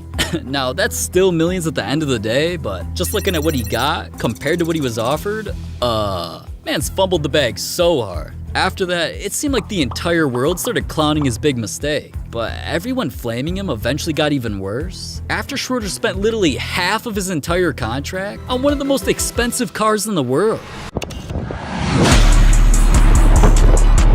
Alright man, this is one of the craziest cars any athlete in the world owns. It's one of the quickest too. It can go 0 to 60 faster than almost any car. It can even hit over 250 miles an hour. Schroeder's blue ball Bugatti Chiron wasn't just a purchase for him though. He wanted to flex on everybody with pics of it on the gram.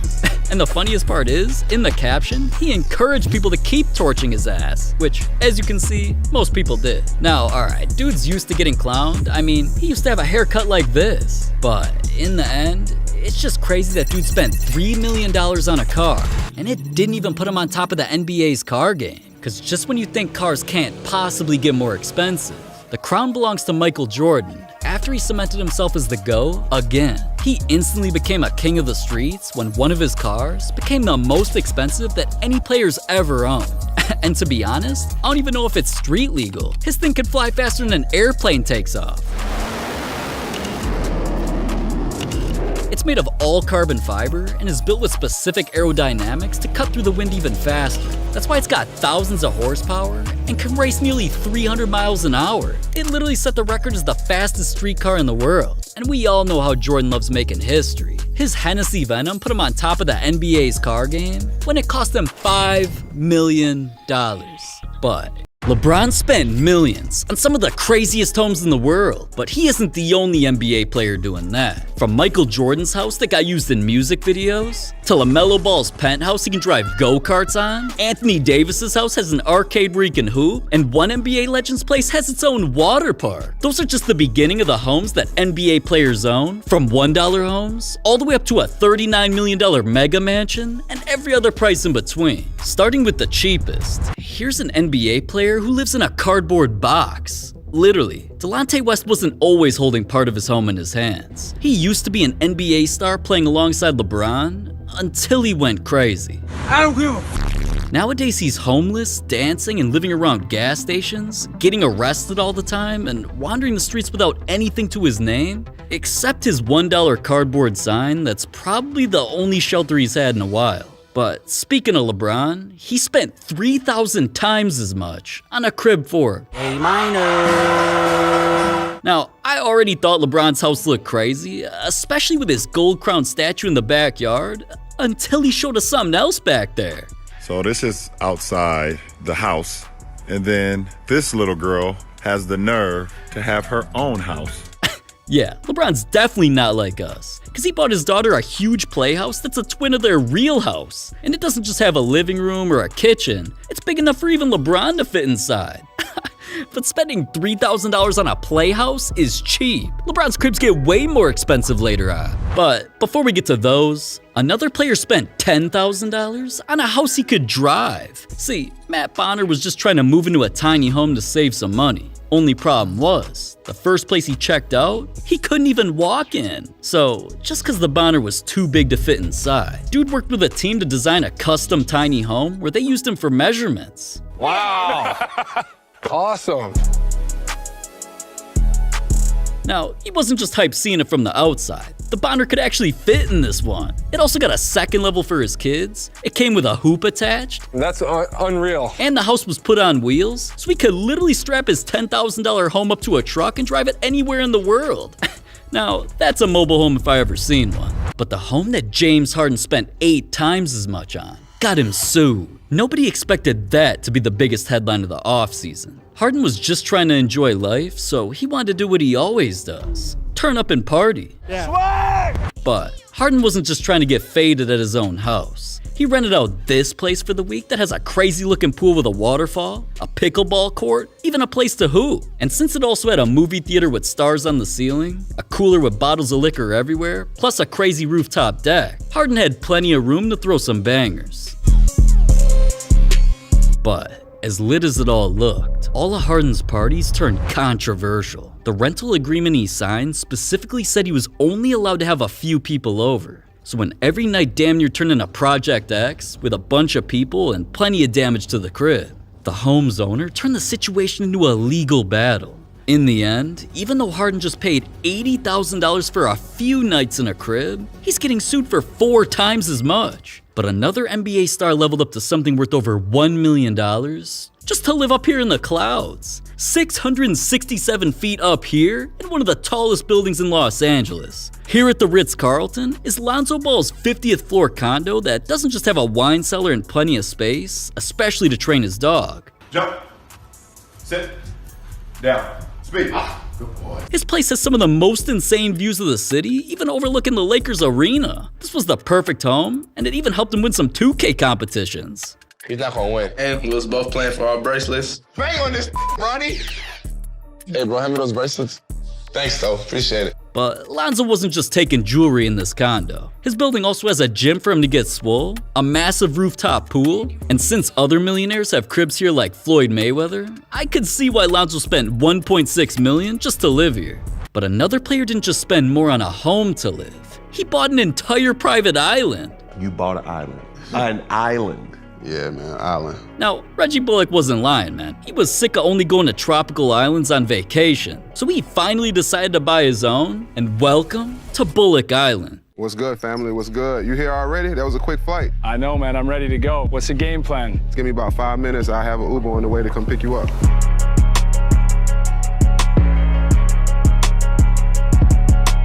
Here in Belize is Reggie's heart-shaped paradise. It's got plenty of things to do. Of course, starting with a full-size court to hoop, you can also get lunch from his personal chef, take rides on a private boat, and Reggie's even building a huge crib to live in with a separate man cave. These were 2 second additions that we added here to the island. That on the far left will be my game room area, where I will be able to hang, my former teammates' jerseys up. I have a pool table. I have different arcade games, hookah, man cave vibes. Everything on Reggie's island is insane, man. And I'd hope so. The island cost him $2 million. But even a private island isn't more expensive than LaMelo Ball's crib that he drives go-karts on.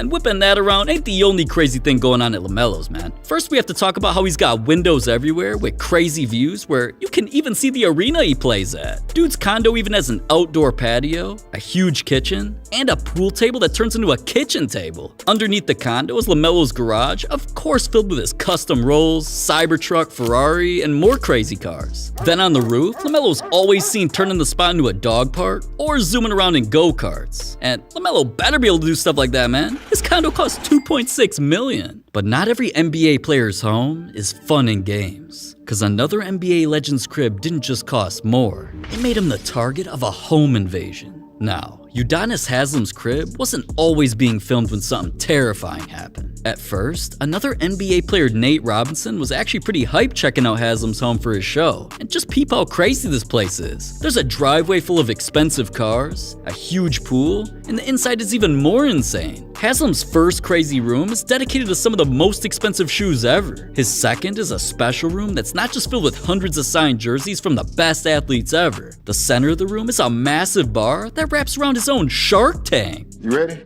Just drop it in there, Nate. Just drop it in there now. You don't need to get... You ain't even make the shit in the thing, man. Yeah, you threw this shit on the edge. Man, y'all can't see that high, bro. You smell it. Now, having all these type of things made the crib go viral. But that was exactly the problem, because since the tour of his house racked up over 3 million views, some criminals found out where he lived and planned to do something illegal. They snuck into his neighborhood and broke into his house to steal anything expensive. But when Haslam's alarms started going off, they fled the scene before police showed up, and somehow not a single thing was taken from Haslam's mansion that cost $3.2 million. Now, not every NBA player's home is so serious, because where George Hill lives isn't only bigger than an entire city, it has its own zoo. Exotic animals like that live all over George's jungle. Man bought plenty of land in Texas just to build something that no other NBA player owns. George's compound has a garage full of old school cars, a massive shoe collection, and even a full-sized court to hoop. That's why his teammates just had to go kick it there for the day. Happy that George shared his ranch with us, saw some animals, cool cars, ate some tacos. But Giannis wasn't the only animal there, because George's jungle isn't just bigger than the city he grew up in. Downtown Indianapolis will fit on like half of it. He has 900 acres of land that's home to some of the most exotic animals in the entire world. We probably have over like 1,000 animals out here right now, from wildebeest, elands, red lechwe, New Zealand red stag. We have elk, ostrich, kangaroos. You just gotta be careful and find the right breeders. Now, since George has his own zoo, it only makes sense that the place cost him $5 million. But Jimmy Butler's house didn't just cost more. He turned it into a coffee store. Coffee will cost you $60 and I'm not f***ing around. Yeah, Jimmy's taxing for his expensive mansion. But before we get into his home, or some of the crazier homes that NBA players own, like LaMelo's mansion he can land helicopters at, an NBA Legends home that has its own water park, or the most expensive home an NBA player owns worth over $39 million? Listen, I'm about to hook you up with a way to get into the NBA action unlike anything you've ever seen before. See, I've been showing up to a lot of NBA games lately, whether it was in DC, even though the Wizards are ass, or other places like in New York, even sitting courtside at some Laker games. Hey, LaDaddy, let's see you go off tonight. I've been having some of the absolute best times of my life at games, all thanks to my boys at Game Time hooking me up with tickets, who's also the sponsor of this video. Listen, Game Time's what I'm gonna be using to see a lot more NBA games this year, and I'm about to show you a way to get yourself some crazy NBA experiences. Just hopping on their app, it's the best ticket securing experience you'll ever use, because for any event, not just NBA, but NFL, MLB, concerts, and more, Game Time shows the best prices available. One of my personal favorite features is the Game Time Picks section, because it shows the most highly anticipated events of whatever area I'm in, and when I click on one,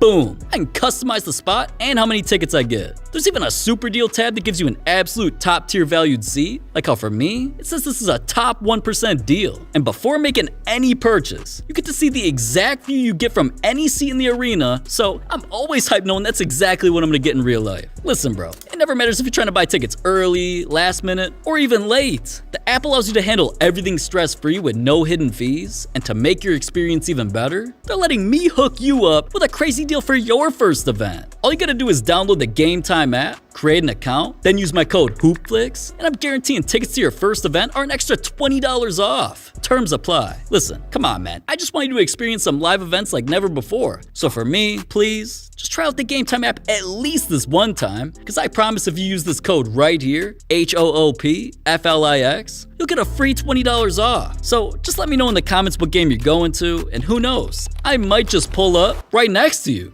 But let's pull back up to Jimmy Butler's crib, cause I never finished the goddamn story earlier. Listen, like I said, Jimmy's crib is more than a home. Cause after skipping through parts of the place that even he thinks are boring, this is actually probably the most pointless area in the house. Jimmy's got a custom indoor basketball court that he's always hooping on or filming commercials in. Wow. And he also showed off the biggest wine cellar I've ever seen that holds 20,000 bottles, has a moving ladder like in a library, and decorations from another planet. Look at this chandelier. Tifton did it again. Those are moon rocks on the top of the chandelier up there. Now, outside, things get even crazier, because he has a room with a TV to watch HoopFlix. Dude's also got a massive infinity pool where he's always splashing, and an outdoor bed where he's probably always smashing.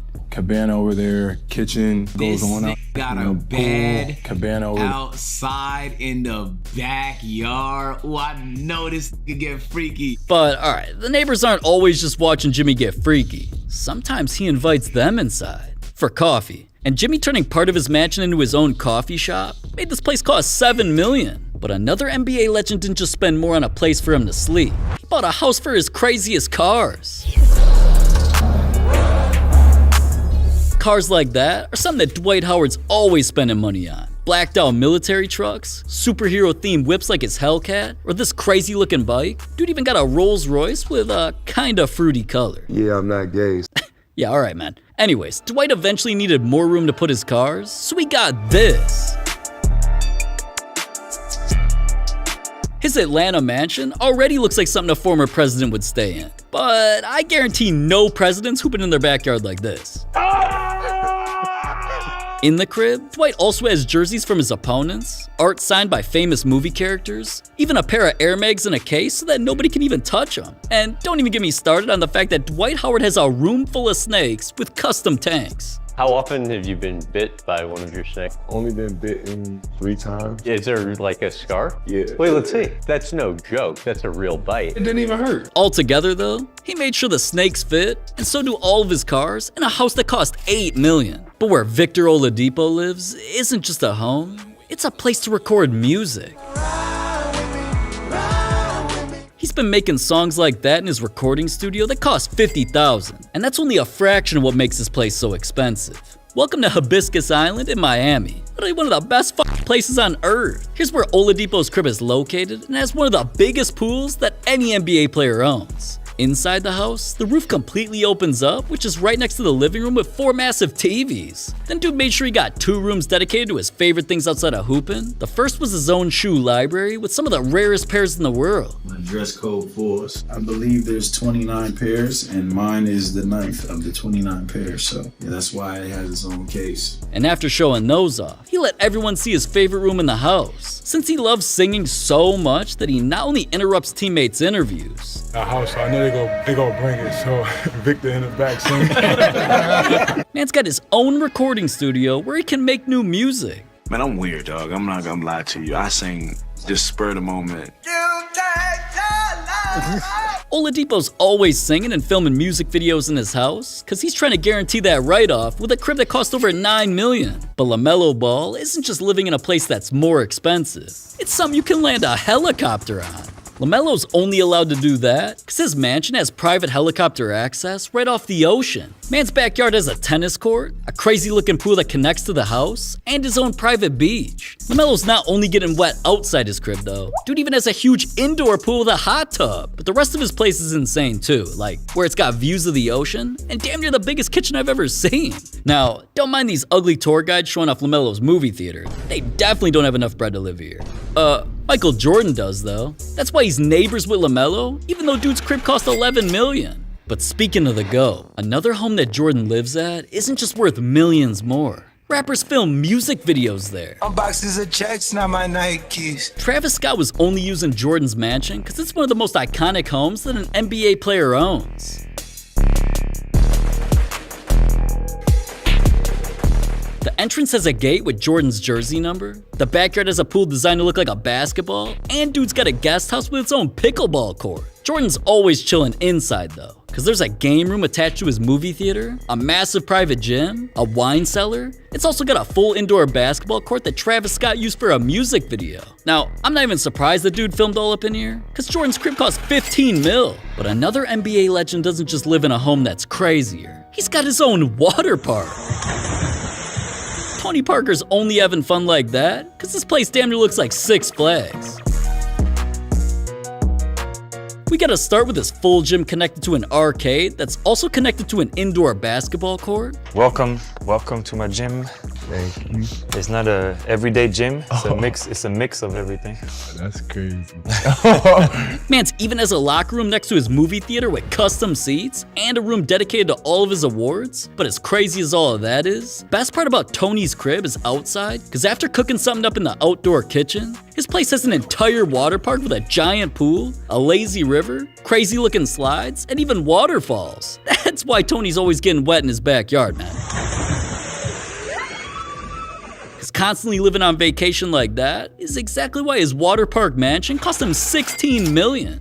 But Steph Curry not only bought something worth way more, dude lives on top of a mountain. Over 500 feet up in the sky is Steph's mega mansion that doesn't just have perfect views of the ocean, it's located in a rich spot known as Billionaire's Beach and is one of the craziest houses in the entire area. Steph's always in this place cause, I mean, he's basically a billionaire too. His crib has floor-to-ceiling windows that fully open up so you can live inside or outside. It's got an office with a hidden bar, a walk-in fridge stocked with food if he wants to be a munch. Steph also has a full sports bar in his basement and a spa center with an indoor jacuzzi. But speaking of water, That shit wet like water, man. Steph's mansion even has a massive pool with its own private beach. And since the mansion is on one of the biggest mountains in Malibu, it makes the place worth $26 million. But Anthony Davis leveled up things to a crib even more expensive that looks like it was built for the president. Welcome to the Oval Office. Come on in. This massive White House with an Olympic-sized pool is something that AI TikTok accounts are always posting about. Difference is, they only got grainy footage from the outside. Big Daddy HoopFlix dug deep to find out AD's always cooking in the outdoor kitchen or filming podcasts in the backyard. His mansion has a huge home gym where he's always working out, a mini arcade with hooping games, and a room with some of his most iconic trophies where he also streams on Twitch. We out. But AD's mansion wasn't going to be complete unless it had the one thing that he's always wanted. And the one thing I always wanted was fucking jerseys on the wall. Everywhere, Watching right? MTV cribs in the back, you know, they used to have the jerseys and shit. So I've always wanted that shit. I got plenty more, I just ran out of space a little bit. Of course. But it's time to make some changes and shit. So.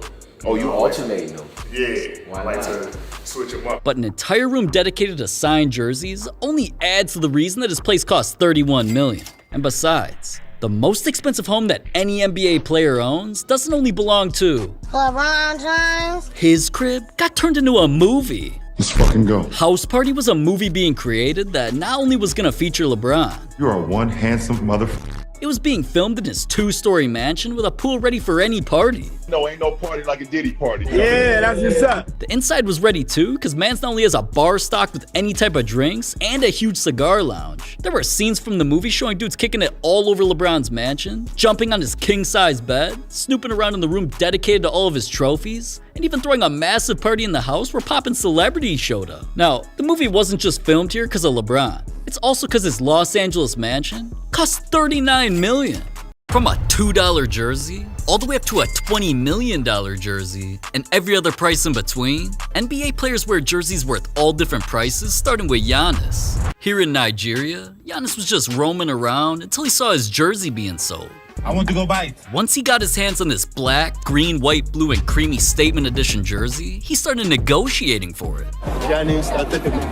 Ah. I was basically bargaining. No, I want this one. I know it was $2, and I told him, okay, I give you $3 for two. He was like, no.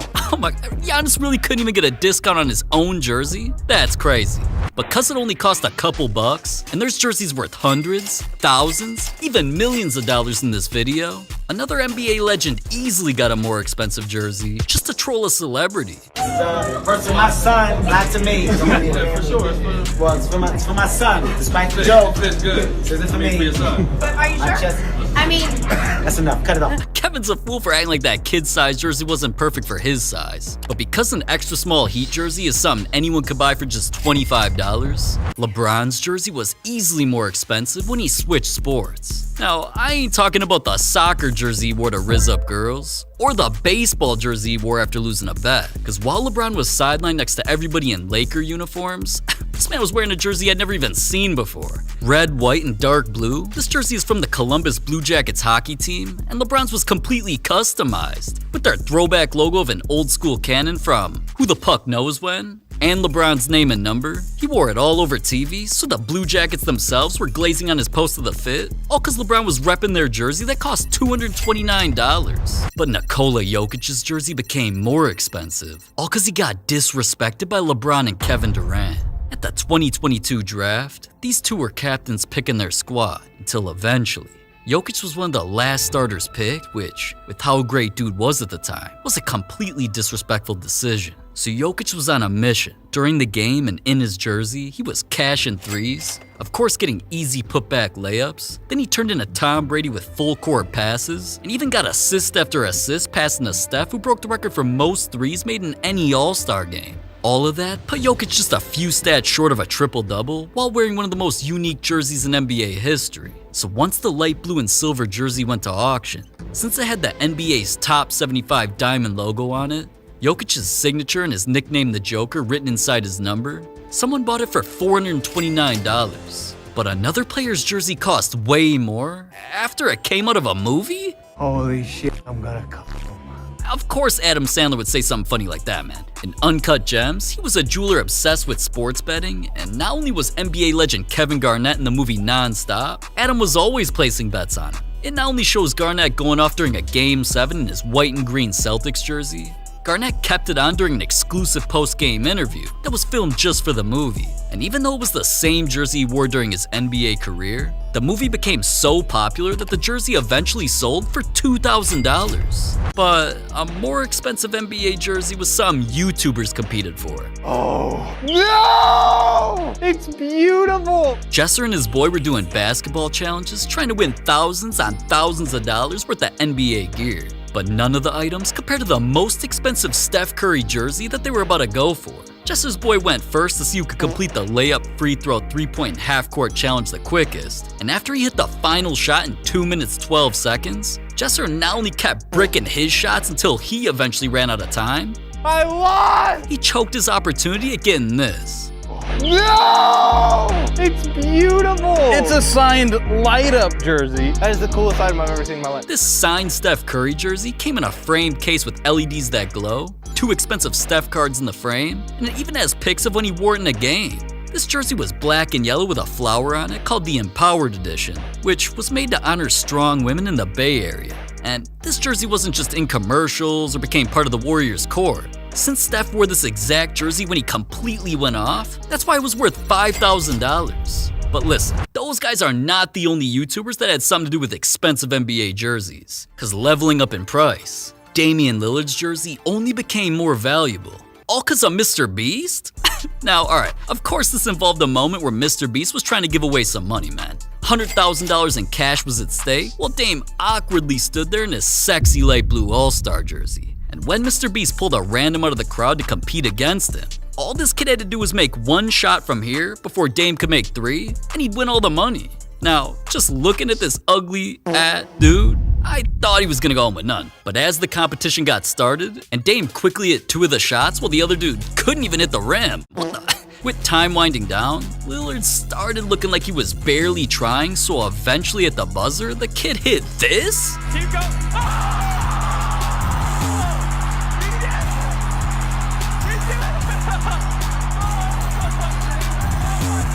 Oh my god, I could not believe it. Dude was swimming in cash. And since that made the whole event damn near become more viral than the All-Star game itself, which Lillard played in too, where he also wore the same uniform, his jersey with a star and the Golden Gate Bridge inside, red, white, and blue stripes on the side, was eventually sold for $7,600. But a jersey at that price is still cheaper than an NBA player's jersey that a rapper lied about. Oh man, I'm sweating. I'm in a $19,000 jersey. Wait, how much? I'm in a $19,000 jersey. This is a Kawhi Leonard special edition. He wore this in the finals.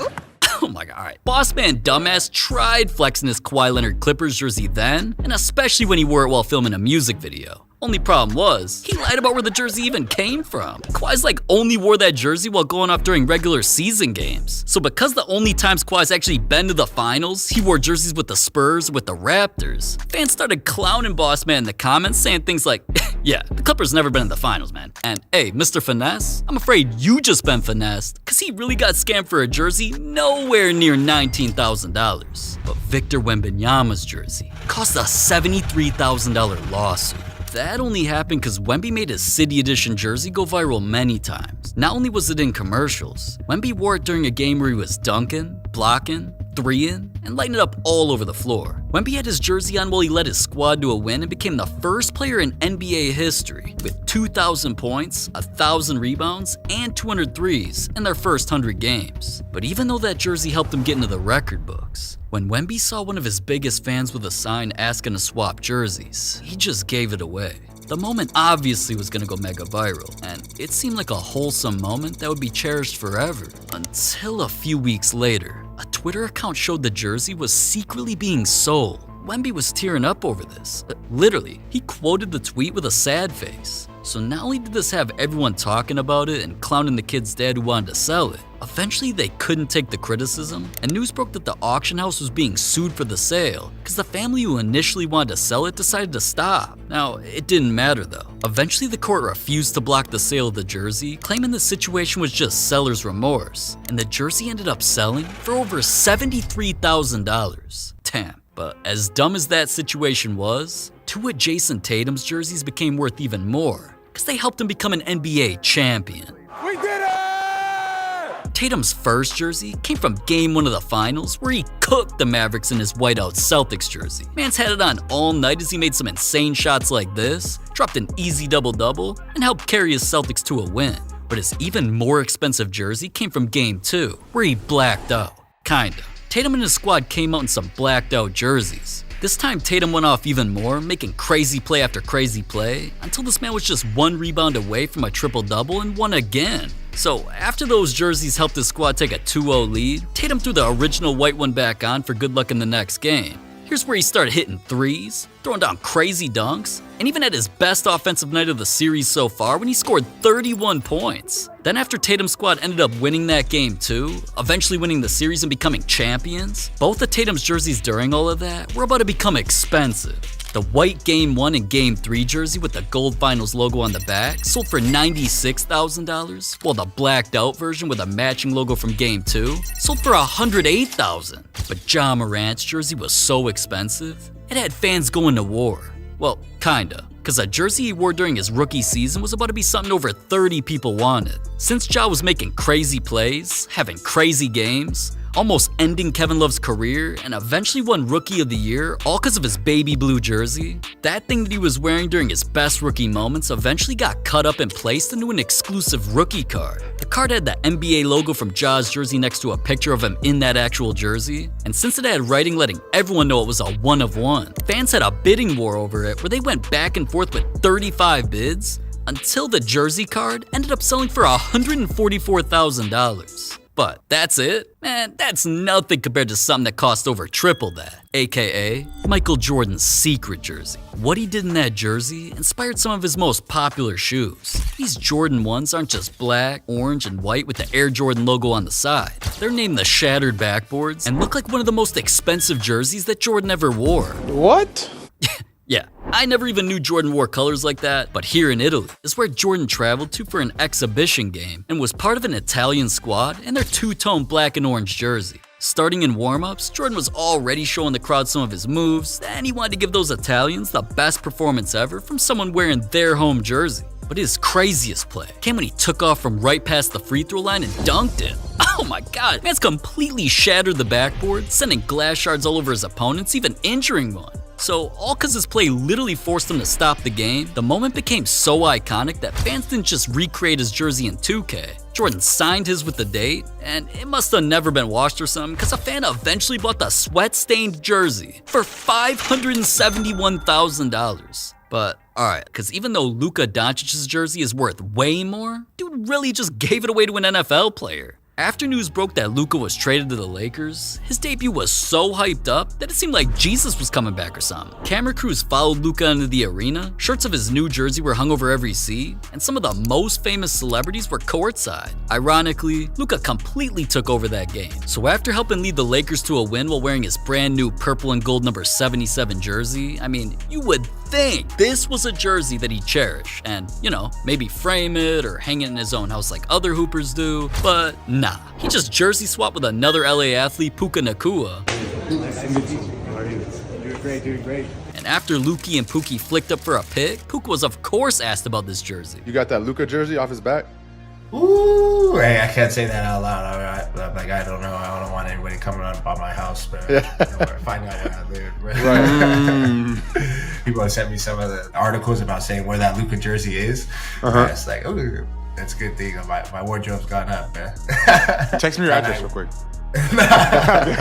And man, hearing that must have made sports collectors go crazy, because the jersey was handed from Luka's debut is projected to be worth $1 million. And As crazy as that sounds, LeBron's even more expensive jersey came from before he ever even made the NBA. Because at just 17 years old, he wasn't just already being considered the best high school player of all time. He was invited to a photo shoot for an iconic magazine. So this was the first time I shot LeBron, and these are the images here. Just kind of a simple setup. I had him dunk the ball at least 40 times. Sports Illustrated used LeBron for the cover where they mentioned him already being an NBA lottery pick, nicknamed him the Chosen One, then showed LeBron posing in his green and gold jersey, which was the same jersey he wore while creating highlights like this, or even this. So since that jersey helped him become the high school GOAT, LeBron's Chosen One magazine jersey became such a big deal that entire videos were made about it being sold, where one fan eventually bought it for $1.3 million.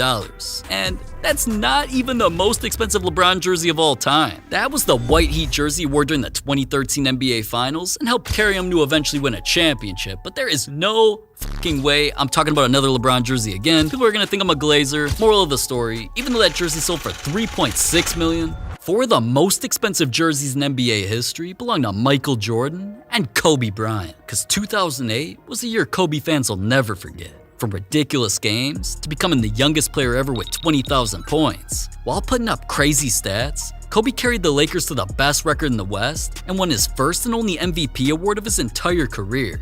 Kobe accomplished all that while wearing his purple and gold 24 jersey. So eventually, it sold for $5.8 million. But Michael Jordan's even more expensive jersey set an NBA record. Jordan's squad came into Game 1 of the 1998 Finals in their blood red Bulls jerseys. Right from tip-off, Jordan got things started with a turnaround fadeaway, silenced the crowd by cashing a midi, then he of course hit all of his free throws. And after dominating all game to eventually drop 33 points, carrying his squad to the win, then continuing to dominate the rest of the series until he won his 6th championship. This was the last shot of Jordan's Bulls career in his last dance. So his finals jersey was placed into a protective case, made the news, then it eventually set a record at the time for being the most expensive game-worn sports item ever bought in an auction, when it sold for over $10 million.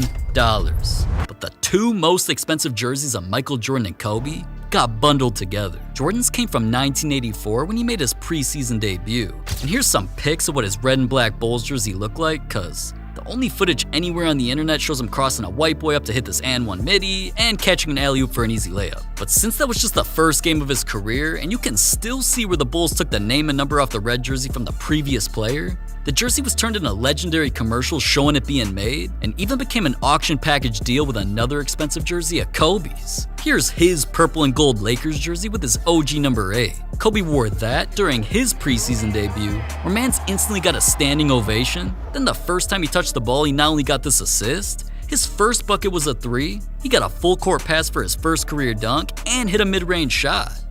And after all of that, I was honestly surprised when both his and Jordan's debut jerseys were being sold, and they got disrespected by Shaq. Wow. How much you bet right now? 20,000. Wait a minute, $20,000? The jerseys are worth 1,000 times that, you milk dud. They're the most expensive NBA jerseys ever, valued at $20 million. Now, obviously, I wouldn't spend that much. From $1 junk food to $100,000 shoes, $300,000 jewelry, and a bunch of other things, all the way up to a $40 million purchase. What LeBron buys is only gonna get more expensive as we move on. Starting with the cheapest things LeBron buys, food is something LeBron loves, and not only do his teammates claim he buys the most unhealthy food ever, LeBron's been seen ordering McDonald's off the dollar menu, he's always eating dollar bags of Ruffles, and don't even get me started about Tuesdays, man. Taco Tuesday! LeBron's eaten so many $1 tacos that Taco Bell literally partnered up with him just so he'd film commercials and get $1 tacos for life. But $1 food isn't all LeBron buys, cause he spent 500 times as much to become a gaming legend. Since LeBron was always playing Madden, this how you making me bring in the new year? His obsession got so bad, he admitted he was actually addicted to it. So when the Xbox Series X released, of course he had to cop. I care for you. And even though I'm surprised that at first LeBron got the plain Jane version, not only did LeBron's new Xbox have him gaming more than ever to the point where everyone was talking about it. Where would you say you rank in terms of Madden players in the NBA? Oh, I don't know, but I know I'm number 1 on this team. Okay. That's possible. I might be number one in the league, yeah. I'm nice. I'm nice. Yeah, I'm nice. After that, LeBron posted on IG proving that he became a top 100 Madden player in the entire world, so eventually Xbox's rivals PlayStation gifted him something even more special. Oh my goodness, nothing is given, everything is earned. I gotta give a special shout out to PlayStation. Y'all know I'm gonna be gaming later all day today, all night. Oh my goodness. I'm gonna take a little glance at that again as I keep going around and around. Man's really got a custom PS5 and controller that fans could buy? Name another athlete who's done that. I'll wait. Exactly. But even $500 gaming consoles are nothing compared to when LeBron spent even more on something that got him clowned by the entire internet. Cause during the ESPYs, LeBron showed up wearing these super villain-ass glasses, so fans said he looked like Doc Ock, a bunch of other movie villains. They compared dude to Oppenheimer, Professor Frink from The Simpsons. One fan even called him La Steampunk. But despite all the jokes, after looking into it, turns out LeBron was wearing some expensive Louis Vuitton Supervision glasses. And even though I'd never even think about buying something that hideous, I think LeBron James is the baddest Mom. but LeBron spending $800 on glasses is one thing. He spent thousands more just to prank his son Bronny. All right, man, I got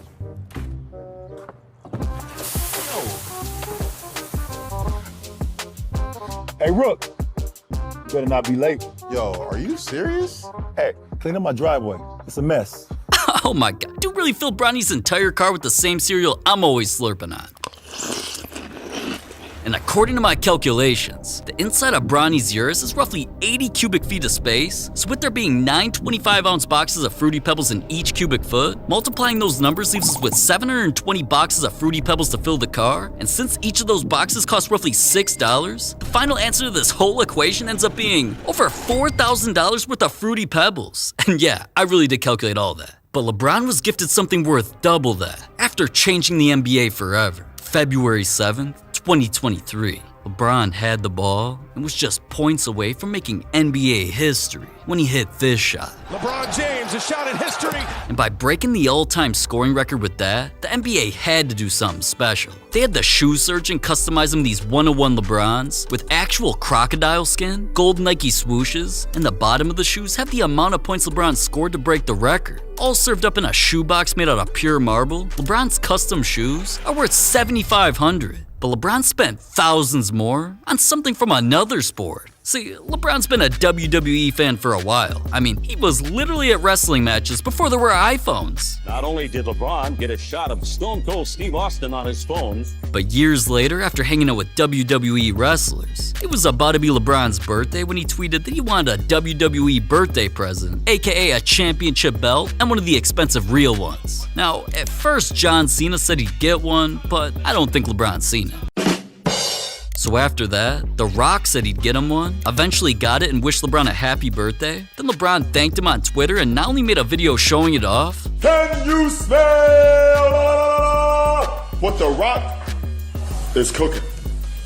All of LeBron's teammates love the belt so much that he eventually bought them all matching ones too. Now, just Googling the price, it says real championship belts can cost thousands of dollars each, so that many belts had to be worth at least $10,000, which still isn't as crazy as how much LeBron spent on some head game. What? Now, it's no secret that LeBron struggles a bit in the hair department.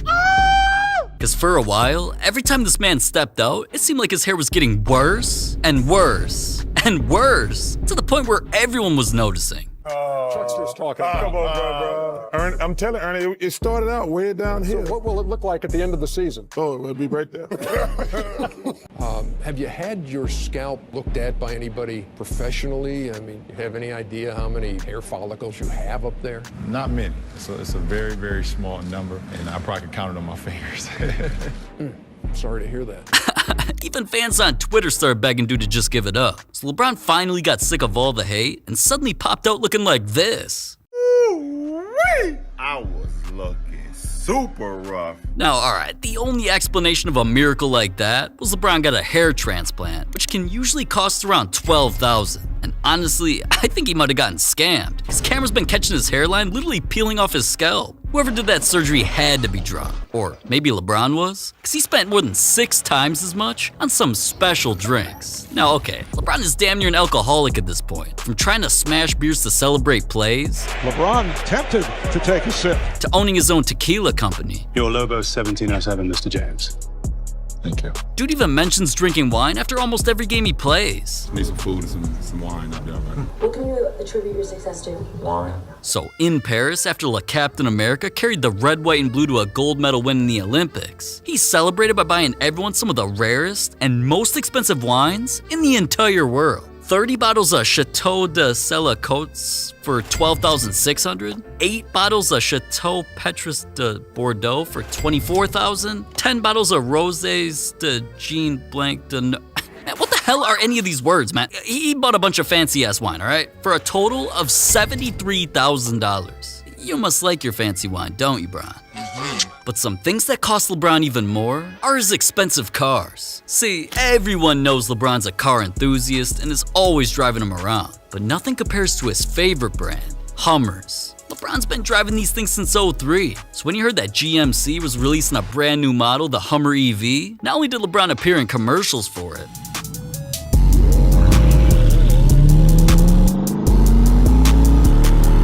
GMC Hummer EV. Of course LeBron copped one himself. Wee! That's a bad girl right there. His pearl white Hummer EV is fully electric, has these huge ass 36-inch wheels, and the craziest part is this thing can even drive sideways.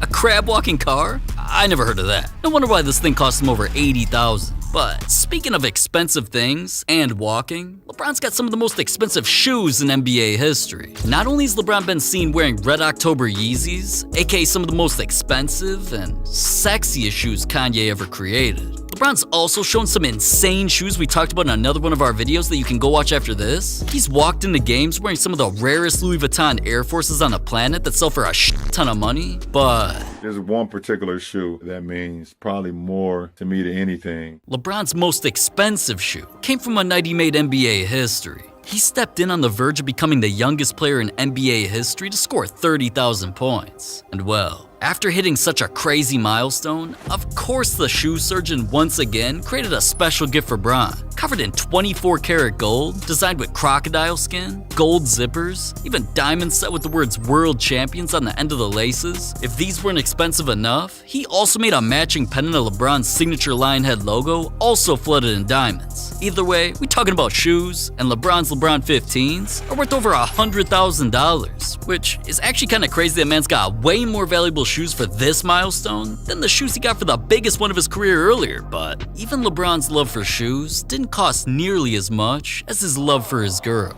Cause after meeting Savannah during high school, she's been there for LeBron ever since. From giving him foot massages to supporting him in some of his biggest moments, LeBron admitted that he'd never be who he is today without her. So to show his appreciation, on her 30th birthday, LeBron went all out in buying her a classic Ferrari Testarossa with an all-white paint job, a dope 1980s retro design, and these iconic pop-up headlights. This car is definitely hot, Savannah is too, and since this is the same Ferrari from The Wolf of Wall Street that Leonardo DiCaprio was getting sloppy toppy in, maybe that's what LeBron was thinking of when he went out and dropped $200K on it. But that's still not the most expensive thing that LeBron's bought for his girl. Cause after being with her for over a decade, LeBron was finally ready to put a ring on her. So of course he had to get her something extra special. With a giant 5-carat pear-shaped diamond sitting on a platinum diamond-studded band. No wonder why Savannah was flexing her ring everywhere she went. Cause this thing cost LeBron $250,000. But he spent even more on something that came from a superhero. Cause at the time, Black Panther was taking over the movie world and LeBron was loving it. It's one of the greatest movies I've ever seen. So many different reasons why. At this time and place right now, in the society that we're in right now, I think it was like perfect timing. Timing is everything. It's almost like when Bird and Magic came into the league, they just needed to have that at that particular time. It's almost like when Jordan entered it, it's almost just like, found out how to make a peanut butter and jelly sandwich. It's like the greatest thing that happened at that point in time. And Black Panther is that because right now in society where, we're talking, Black Lives Matter and equality. Then after saying that, cameras started picking up LeBron courtside wearing a Black Panther themed watch, and he wasn't the only one wearing it. A bunch of other celebrities rock this piece. All black and purple, made of titanium and black ceramic to look like real vibranium, with the character leaping out the dial. This Royal Oak Black Panther AP cost LeBron as much as another piece in his jewelry collection. Now, I know. We already talked about LeBron's scoring record before, so I'm not gonna hype up the game again, but the shoes he'd gotten earlier for that weren't his only gift, because a famous jeweler also created him a custom box for his craziest chain. The all-gold chain with an iced-out NBA logo on the clasp was the least crazy part, because on the back of the gold pendant were logos of all LeBron's teams and had a bunch of his accolades engraved in. Then the front not only said NBA all-time leading scorer with his signature lion head and diamond eyes, it even has his logo in purple and yellow diamonds to rep his Lakers colors. So LeBron posted a pic of him rocking his record chain because it's worth just as much as his watch, $300,000. But something more expensive that LeBron owns came from a video game. This time I ain't talking about Madden, I'm talking about Need for Speed. Cause even though he'd already had Ferraris, a custom Lambo, and a bunch of other crazy supercars, LeBron eventually got himself a Porsche 918 Spider, completely blacked out with highlighter green trim, his own custom King license plate. This demon's also got a V8 engine alongside 2 twin electric motors, making it go 0 to 60 in 2 seconds, and it even spits fire. No wonder LeBron's seen whipping this thing everywhere. And I'd be doing that too, because the Porsche cost him over $850,000. But obviously LeBron can buy all this expensive stuff because he had already secured the bag. Literally, when he bought the most expensive bag on earth, it was the 2023 in-season tournament finals. And with all eyes on LeBron, he decided to walk in with a new BBL, Big Blue Louis. Covered in crocodile leather with LV logos all over, shiny gold Cuban links hanging off it, and even a diamond LV lock to keep everyone out. This Louis bag is designed by Pharrell, where each bag is handcrafted for only the most exclusive clientele, like Pharrell himself, the girl with the big forehead, and now LeBron. But since LeBron's just so amazing and handsome and sexy and cool, Pharrell hooked him up with 2 more colorways of the bag. Now that's crazy, because the bags made headlines for costing over $1 million each. But something LeBron bought cost more than 5 times as much and made him go more viral than the Super Bowl. Because despite the insane watch collection LeBron already had with his AP from earlier, this crazy looking all blue Smurf looking AP, Rollies, dancing with whatever diamonds these are, and this entire Google search of every watch you could even imagine, all those cheap ass watches are only worth hundreds of thousands. So when LeBron showed up to the Super Bowl and started getting lit during halftime,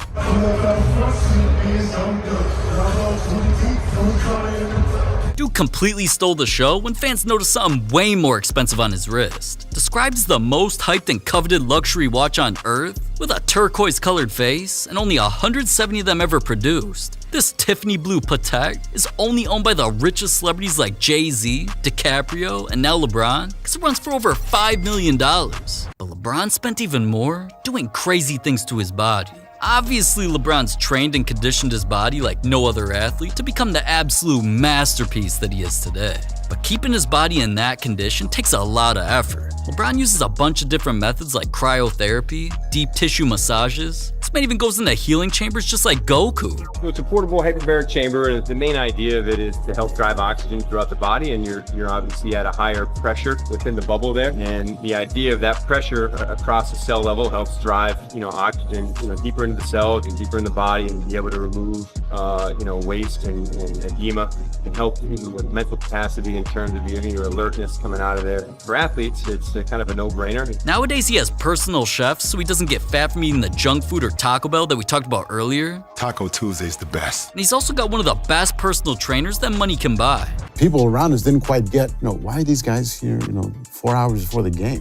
Why does Mike drive into his house the night before a game? What is that really doing for him? Why is he doing all these extra lifts? Why is he doing all this? What is that? So a lot of people didn't understand what he and I were working on. We're working on a project, and a long-term project. And we still are, 20, 21 years, 22 years later. Now, even though I thought all of that was a bit much, it's obviously working out for him. He's broken like 1 million NBA records, changed the NBA as a whole, and is still making history at 40 years old. But obviously none of what he's doing is cheap, so it was no surprise when it got leaked that he spends over $1.5 million on his body every year. And since that leak dropped in 2018 and it's been about 7 years since, adding it all up, LeBron spent over $10.5 million just to stay in shape since then. But he spent tens of millions more to let people relive his childhood. See, LeBron's always been obsessed with bikes. Not only has he been spotted biking to games, LeBron even admitted that biking helps him play better. You had a 17-point first half. What impact do you think your bike ride over here is having on your game? You know, my legs feel really good, but it was good to get out in the open field this morning, get a good bike ride, and then be prepared for the day's game. You take the bike every day. I think so. And being so involved with bikes eventually led to a cycling company named Cannondale designing him his own custom King James themed bike specifically made to fit his 6'9" body. Now, of course LeBron was riding this bike everywhere, including in his iconic Nike commercial where he biked around an entire city with all of his fans. And that wasn't just all for show, because LeBron turned it into real life by showing up and leading bicycle events all over Miami. Doing all that eventually had people wondering why he was so in love with bikes. And when he was asked about it during an interview, LeBron said, "When I was growing up, it was how I got around. From riding with friends across the city to getting to practice and wherever I needed to be, it gave me the freedom to not only get to places, but to access things that otherwise would have been out of reach." So with that in mind, LeBron invested $30 million into a bike company called Canyon, appeared in their commercials, and even donated hundreds of their bikes towards kids enrolled in his I Promise school, just so they could experience the same freedom that LeBron once had. Man, you gotta respect him for that. But the most expensive thing that LeBron owns got turned into a movie. LeBron was starring in a brand new movie called House Party that was about throwing an insane party in King James' crib. Let's fucking go. Let's do it. Everything was being filmed in LA, here at his beautiful 2-story mansion with a pool ready for any party. Everybody know ain't no party like a Diddy party, so. Yeah, that's just up. Hold up. Did somebody say Diddy party? I'm almost done recording this video, man. Count me in. I'll be in there. But anyways, inside of the house, Mans not only has a bar stocked with any type of drinks and a huge cigar lounge. In the movie, there were scenes showing dudes chilling inside his mansion, dolphin diving into LaDaddy's king-size bed, checking out a custom room dedicated to all of his trophies, and even throwing a massive party in the crib where a bunch of famous celebrities showed up. Once LeBron caught everybody doing this though, he eventually took time to 1v1 dude in his backyard basketball court, so I'm just glad he's putting this place to good use. Cause an LA mansion like all of this was obviously not cheap. It cost LeBron about $40 million. Expensive toilets, robots, cars no other NBA players own, a private jet, and so much more. Steph Curry owns a lot of things from $10 all the way up to a $50 million purchase and every price in between. For us, it's mad good. I'm gonna take this with me. Not only was he asked what he can't live without and admitted that he gets bags of Sour Patch Kids every single day. From eating popcorn on the court, off the court, filming commercials with it, getting his own popcorn bobblehead. It's honestly hard to find Steph without him having Butterfingers. I mean, dude sneaks it in during family time. Steph literally drives while eating popcorn, and he's bought more popcorn than anybody in NBA history. That's why he tried it at every NBA stadium just to rank them. The best right now is in Brooklyn, Miami, Dallas, then at the very bottom, LA. And ironically, Chase Stadium, aka Steph's home, is where his popcorn fetish became so known, he got his face put onto popcorn buckets that fans could buy for $10. But Steph owns something even more expensive that got a celebrity clowned by the whole world. Adam, what are you wearing? What are you doing right now? I'm asking you what you're wearing. Cause Steph had just released his Curry 11s in red, blue, and gold, Adam Sandler not only loves Steph's shoes, cause I mean, dude usually dresses like this. At the Oscars, where every other celebrity was dressed in expensive fits, Sandler had on Steph's kicks. For such a prestigious night, it's important that everyone is properly dressed, okay? You're dressed well. Adam. What's up, my brother? Adam, what are you wearing? What are you doing right now? I'm asking you what you're wearing. Nobody even thought about what I was wearing till you brought it up! And even though Steph posted that the shoes were the right choice, fans clowned how Sandler looks like that when he's worth $400 million, how he came dressed like he's about to hoop during the commercial breaks, and laughed about his fit with the $160 Currys. They're dogs for that. But speaking of those, rough. Steph spent over 20 times as much on new pets. Cause Steph doesn't just have that dog in him and loves having them around him. Not only is that why he even wore custom shoes with some of his dog's fur on them, Steph's dogs have been around the family everywhere they went, until one sadly passed away. And you could tell Steph felt the missing piece in the family. Had Rez and Blue for a while. Rez forever memorialized there and on that basketball, but now we just got Blue. He was a beautiful Labradoodle. He lived for almost 12 years. So eventually they went shopping for one of these. The family got a golden doodle puppy that they named Rookie. Then Steph not only trained Rookie and gave him treats, the dog's always by his side. And I mean, He better be. Steph bought that dog for $3,800. But something else that Steph wore became more expensive. All 'cause of Subway? Sometimes you gotta refresh to be fresh. See, he was in Subway commercials to promote his new sub called The Boss, which, bear with me, I'm kinda hungry. It's a foot long of meatballs and pepperoni smothered in marinara with, oh my god, a double serving of provolone cheese. Anyways, Subway also designed him an exclusive 101 jersey to wear just to eventually auction it for charity. Yeah, y'all got me excited. I'm hungry as a mother. Rolling sound. This thing is amazing.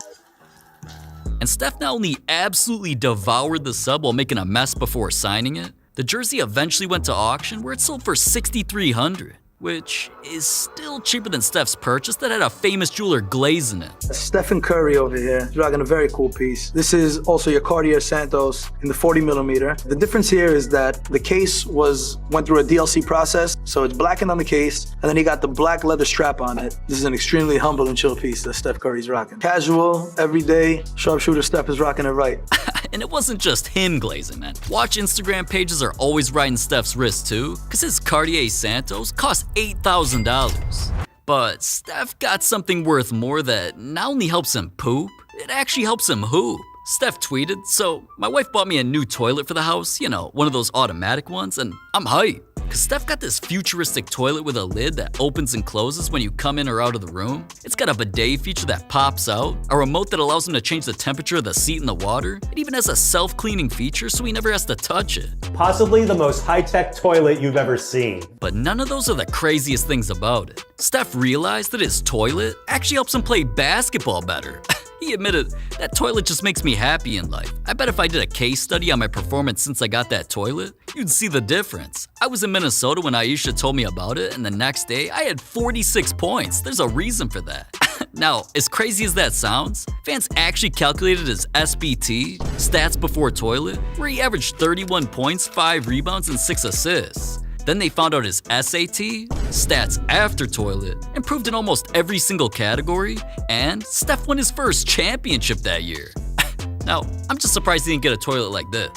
But even though toilets cost Steph $10,000, him spending 5 times as much had someone facing 20 years in prison. It's all cause Steph was on the Ellen Show for a special episode, where celebrities were giving away money to people in need, and he chose an organization that meant a lot to him. The East Oakland Boxing Association. Ellen's greatest night of giveaways is going to be so much fun. Going to the East Oakland Boxing Association. We're going to meet with Solomon. Solomon is a man after our own heart in terms of the work that he's doing in the community. Yeah. My name is Solomon Howard, and I'm the Executive Director at the East Oakland Boxing Association. We're an after-school program that's really focused on keeping young folks off the streets and engaged in more holistic wellness activity. And a lot of our students come from households that are kind of broken. Hey, what's going on in here? Very nice to meet you. This is my wife, Aisha. Yo, this is... I need a second. Are you really Steph Curry? I am.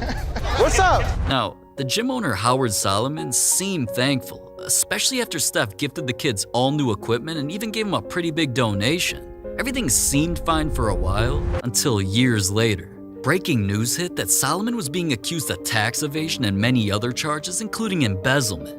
He was seen walking into court where he faced 20 years in prison because he defrauded the boxing organization and pocketed Steph's donation of $50,000, which is pretty crazy because this clip shows Steph happy he gave his money away to what he thought was a good purchase. But there was also another time Steph's spending money went horribly wrong and lost him over $100,000. You know, remember these monkey profile pics? They were hyped up at one time as the next biggest NFTs, so Steph blew a bag. He not only got this ape that has blue fur and zombie eyes while wearing a suit, he also got an ice sculpture of it. Then Steph of course made the ape his profile pic and posted an NFT group chat to let everyone know he joined the club, cause his NFT was worth $180,000. Until that trend eventually became something nobody cared about. Prices of all Bored Apes dropped, and nowadays you can see the best offer Steph's NFT is even getting is only $22,000. That's nearly a $160,000 loss. But sometimes when Steph wins, he gets things even more expensive. After leading his squad past the Celtics to win his 4th title,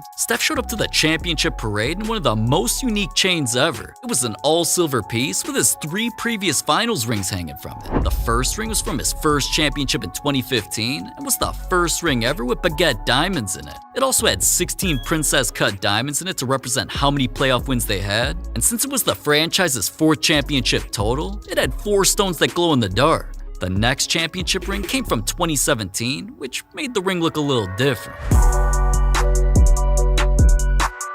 This ring featured the Warriors logo in golden diamonds, it got every player's number around the outside, and even got ultra-rare blue sapphires around the bezel. But when Steph's Warriors won their next championship, oh my god, they just had to finger everybody with these. This ring was flooded in diamonds everywhere you looked, and had 2 engagement ring-sized diamonds on the trophies. It became the first ring ever with an interchangeable face, so players could choose between blue sapphires or white diamonds.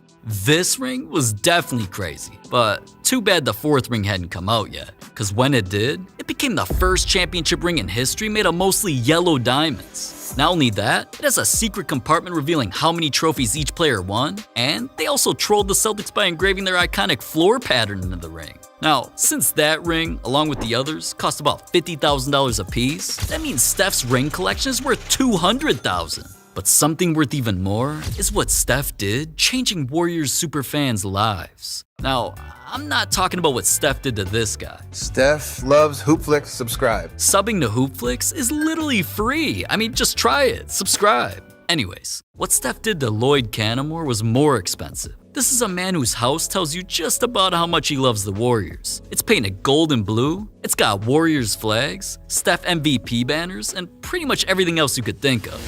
But when Lloyd unfortunately fell into debt and couldn't pay off his bills, he was at risk of losing his house. So when Steph heard about this, he knew he had to help, because he remembered the house from when he helped a Cali rapper shoot a music video there. Right after Steph posted the GoFundMe link asking anyone for support, it must have worked. He eventually made the news for helping the fans save his house after their original goal was smashed by raising $290,000. Damn, you gotta respect Steph for that. But something worth quadruple the price are the expensive accessories Steph used while breaking a legendary NBA record. He came into a game against the Knicks with 2,972 career threes, just 2 away from breaking Ray Allen's all-time three-point record. And even though he instantly hit a 3 to tie it, there was unfinished business. So when he got the ball again, he went up for a shot and drilled it for the record. Steph couldn't hold back his emotions, because they literally put the game on pause just to honor him. And after feeling the love, then leading his team to a dub, Steph not only called himself the best. I never want to call myself the greatest shooter until I got this record, so I'm comfortable saying that now. The entire moment became so legendary that everything Steph touched that night became expensive.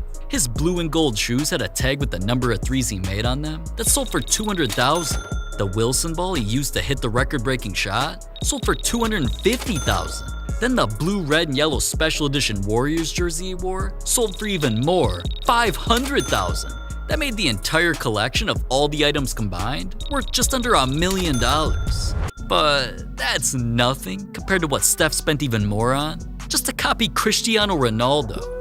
Ronaldo was one of the first athletes to be seen with a McLaren Senna, until Steph saw that, then had to get one for himself.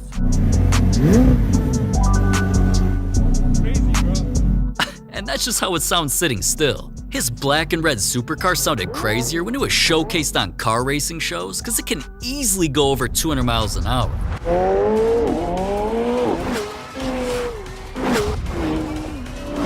I'm gonna be sick now. But Steph can definitely handle his car that costs $1.3 million. And what's crazy is, that's still cheaper than the car that Steph got, just to match his shoes. Under Armour was releasing their new Echo shoes, which came in plenty of different colors. But the craziest pair are these in the bumblebee-looking colorway that Steph wore and had a special Mansory logo on the side, because both brands teamed up for a collab that was one of a kind. Under Armour didn't just create Steph this 4GT supercar to perfectly match the shoes. It was covered roof to tire in Under Armour and Mansory logos. That made you want to find a track immediately. So, of course he loved it the second he got in it. Who wouldn't? The car cost $2.1 million. But something Steph owns worth double broke a sports card record. Cause after LeBron's rookie card became the most expensive basketball card ever sold at $5.2 million, with a price that high and only 23 of them ever made, it seemed like that record would never be broken. Until Steph's card came out, which not only featured a pic of his baby face from his rookie season, an NBA logo patch from that exact jersey, then got his signature. The back of the card has some stats from his season and says 101, just to prove it's the only one in the world. So Steph's card eventually became the most expensive NBA card ever when it sold for $5.9 million. But Steph spent even more on something 500 feet in the sky. All the way up there is his condo in the clouds. On the 30th floor is his huge living room with some of the craziest views of San Francisco. His condo also has a walk-in closet where his stylist is always getting him fitted, his own wine cellar, and even a private movie theater with even more views of the city. Now, the best part isn't that he can change the temperature of individual rooms. It's the amenities like a game room that has over 8 TVs with a pool table and a car elevator that brings his car right into the garage. So I could see why Steph was all over the news for buying this place for $8 million. But something even more expensive he got can zoom almost 700 miles an hour. Fans are always filming this custom Under Armour private jet, because Steph becoming the face of their brand meant he could use this thing whenever. So he's been seen getting off the jet after a trip to the Philippines and playing games with his boys inside where there's plenty of comfy seats with TVs. Wait a minute, is Steph watching HoopFlix? Hell yeah he is, especially on flights. Oh my god, you gotta be like him. Subscribe, because if you don't, I'll never be able to get myself a HoopFlix private jet, man. How can I live with myself if I don't get that? Don't you want to see me win? I need that. Please, subscribe. Anyways, Steph riding in a jet that cost $15 million still isn't worth as much as what has him living on top of a mountain. Steph's mansion doesn't just have perfect views of the ocean, it has floor-to-ceiling windows so Steph can live inside or outside, a full sports bar in his basement, a spa center with an indoor jacuzzi, and best of all, dude even got a golf simulator installed. Once I had a space in my house that I could fit one in, it was a no-brainer to try to get one. Now, even though Steph's mansion also has a massive pool with its own private beach, what makes this place hella expensive is that it's on one of the biggest mountains in Malibu, which makes the house cost $26 million. But the most expensive thing Steph owns made him the owner of his own team. He invested in the Bay Golf Club, a team that's in the new futuristic league started by golf goat Tiger Woods. This is TGL presented by SoFi. 24 of the best players in the world, no, the universe, pitted against each other 3 versus 3. TGL is played indoors where players hit into a giant screen that tracks the ball and allows them to play at any course in the world. Not only that, there's a special putting green that completely changes depending on the hole. This stuff actually looks raw compared to watching regular golf, which is why the debut of it literally had more viewers than any other golf matches. And the team Steph owns is always wearing Warriors jerseys or doing his night-night celebration, because his investment in the team was worth $50 million. But something Steph can't spend money to do is to make you click this video, man. It's free, it's that crazy, so I don't even know why you're still here when I'm going over there. Click it.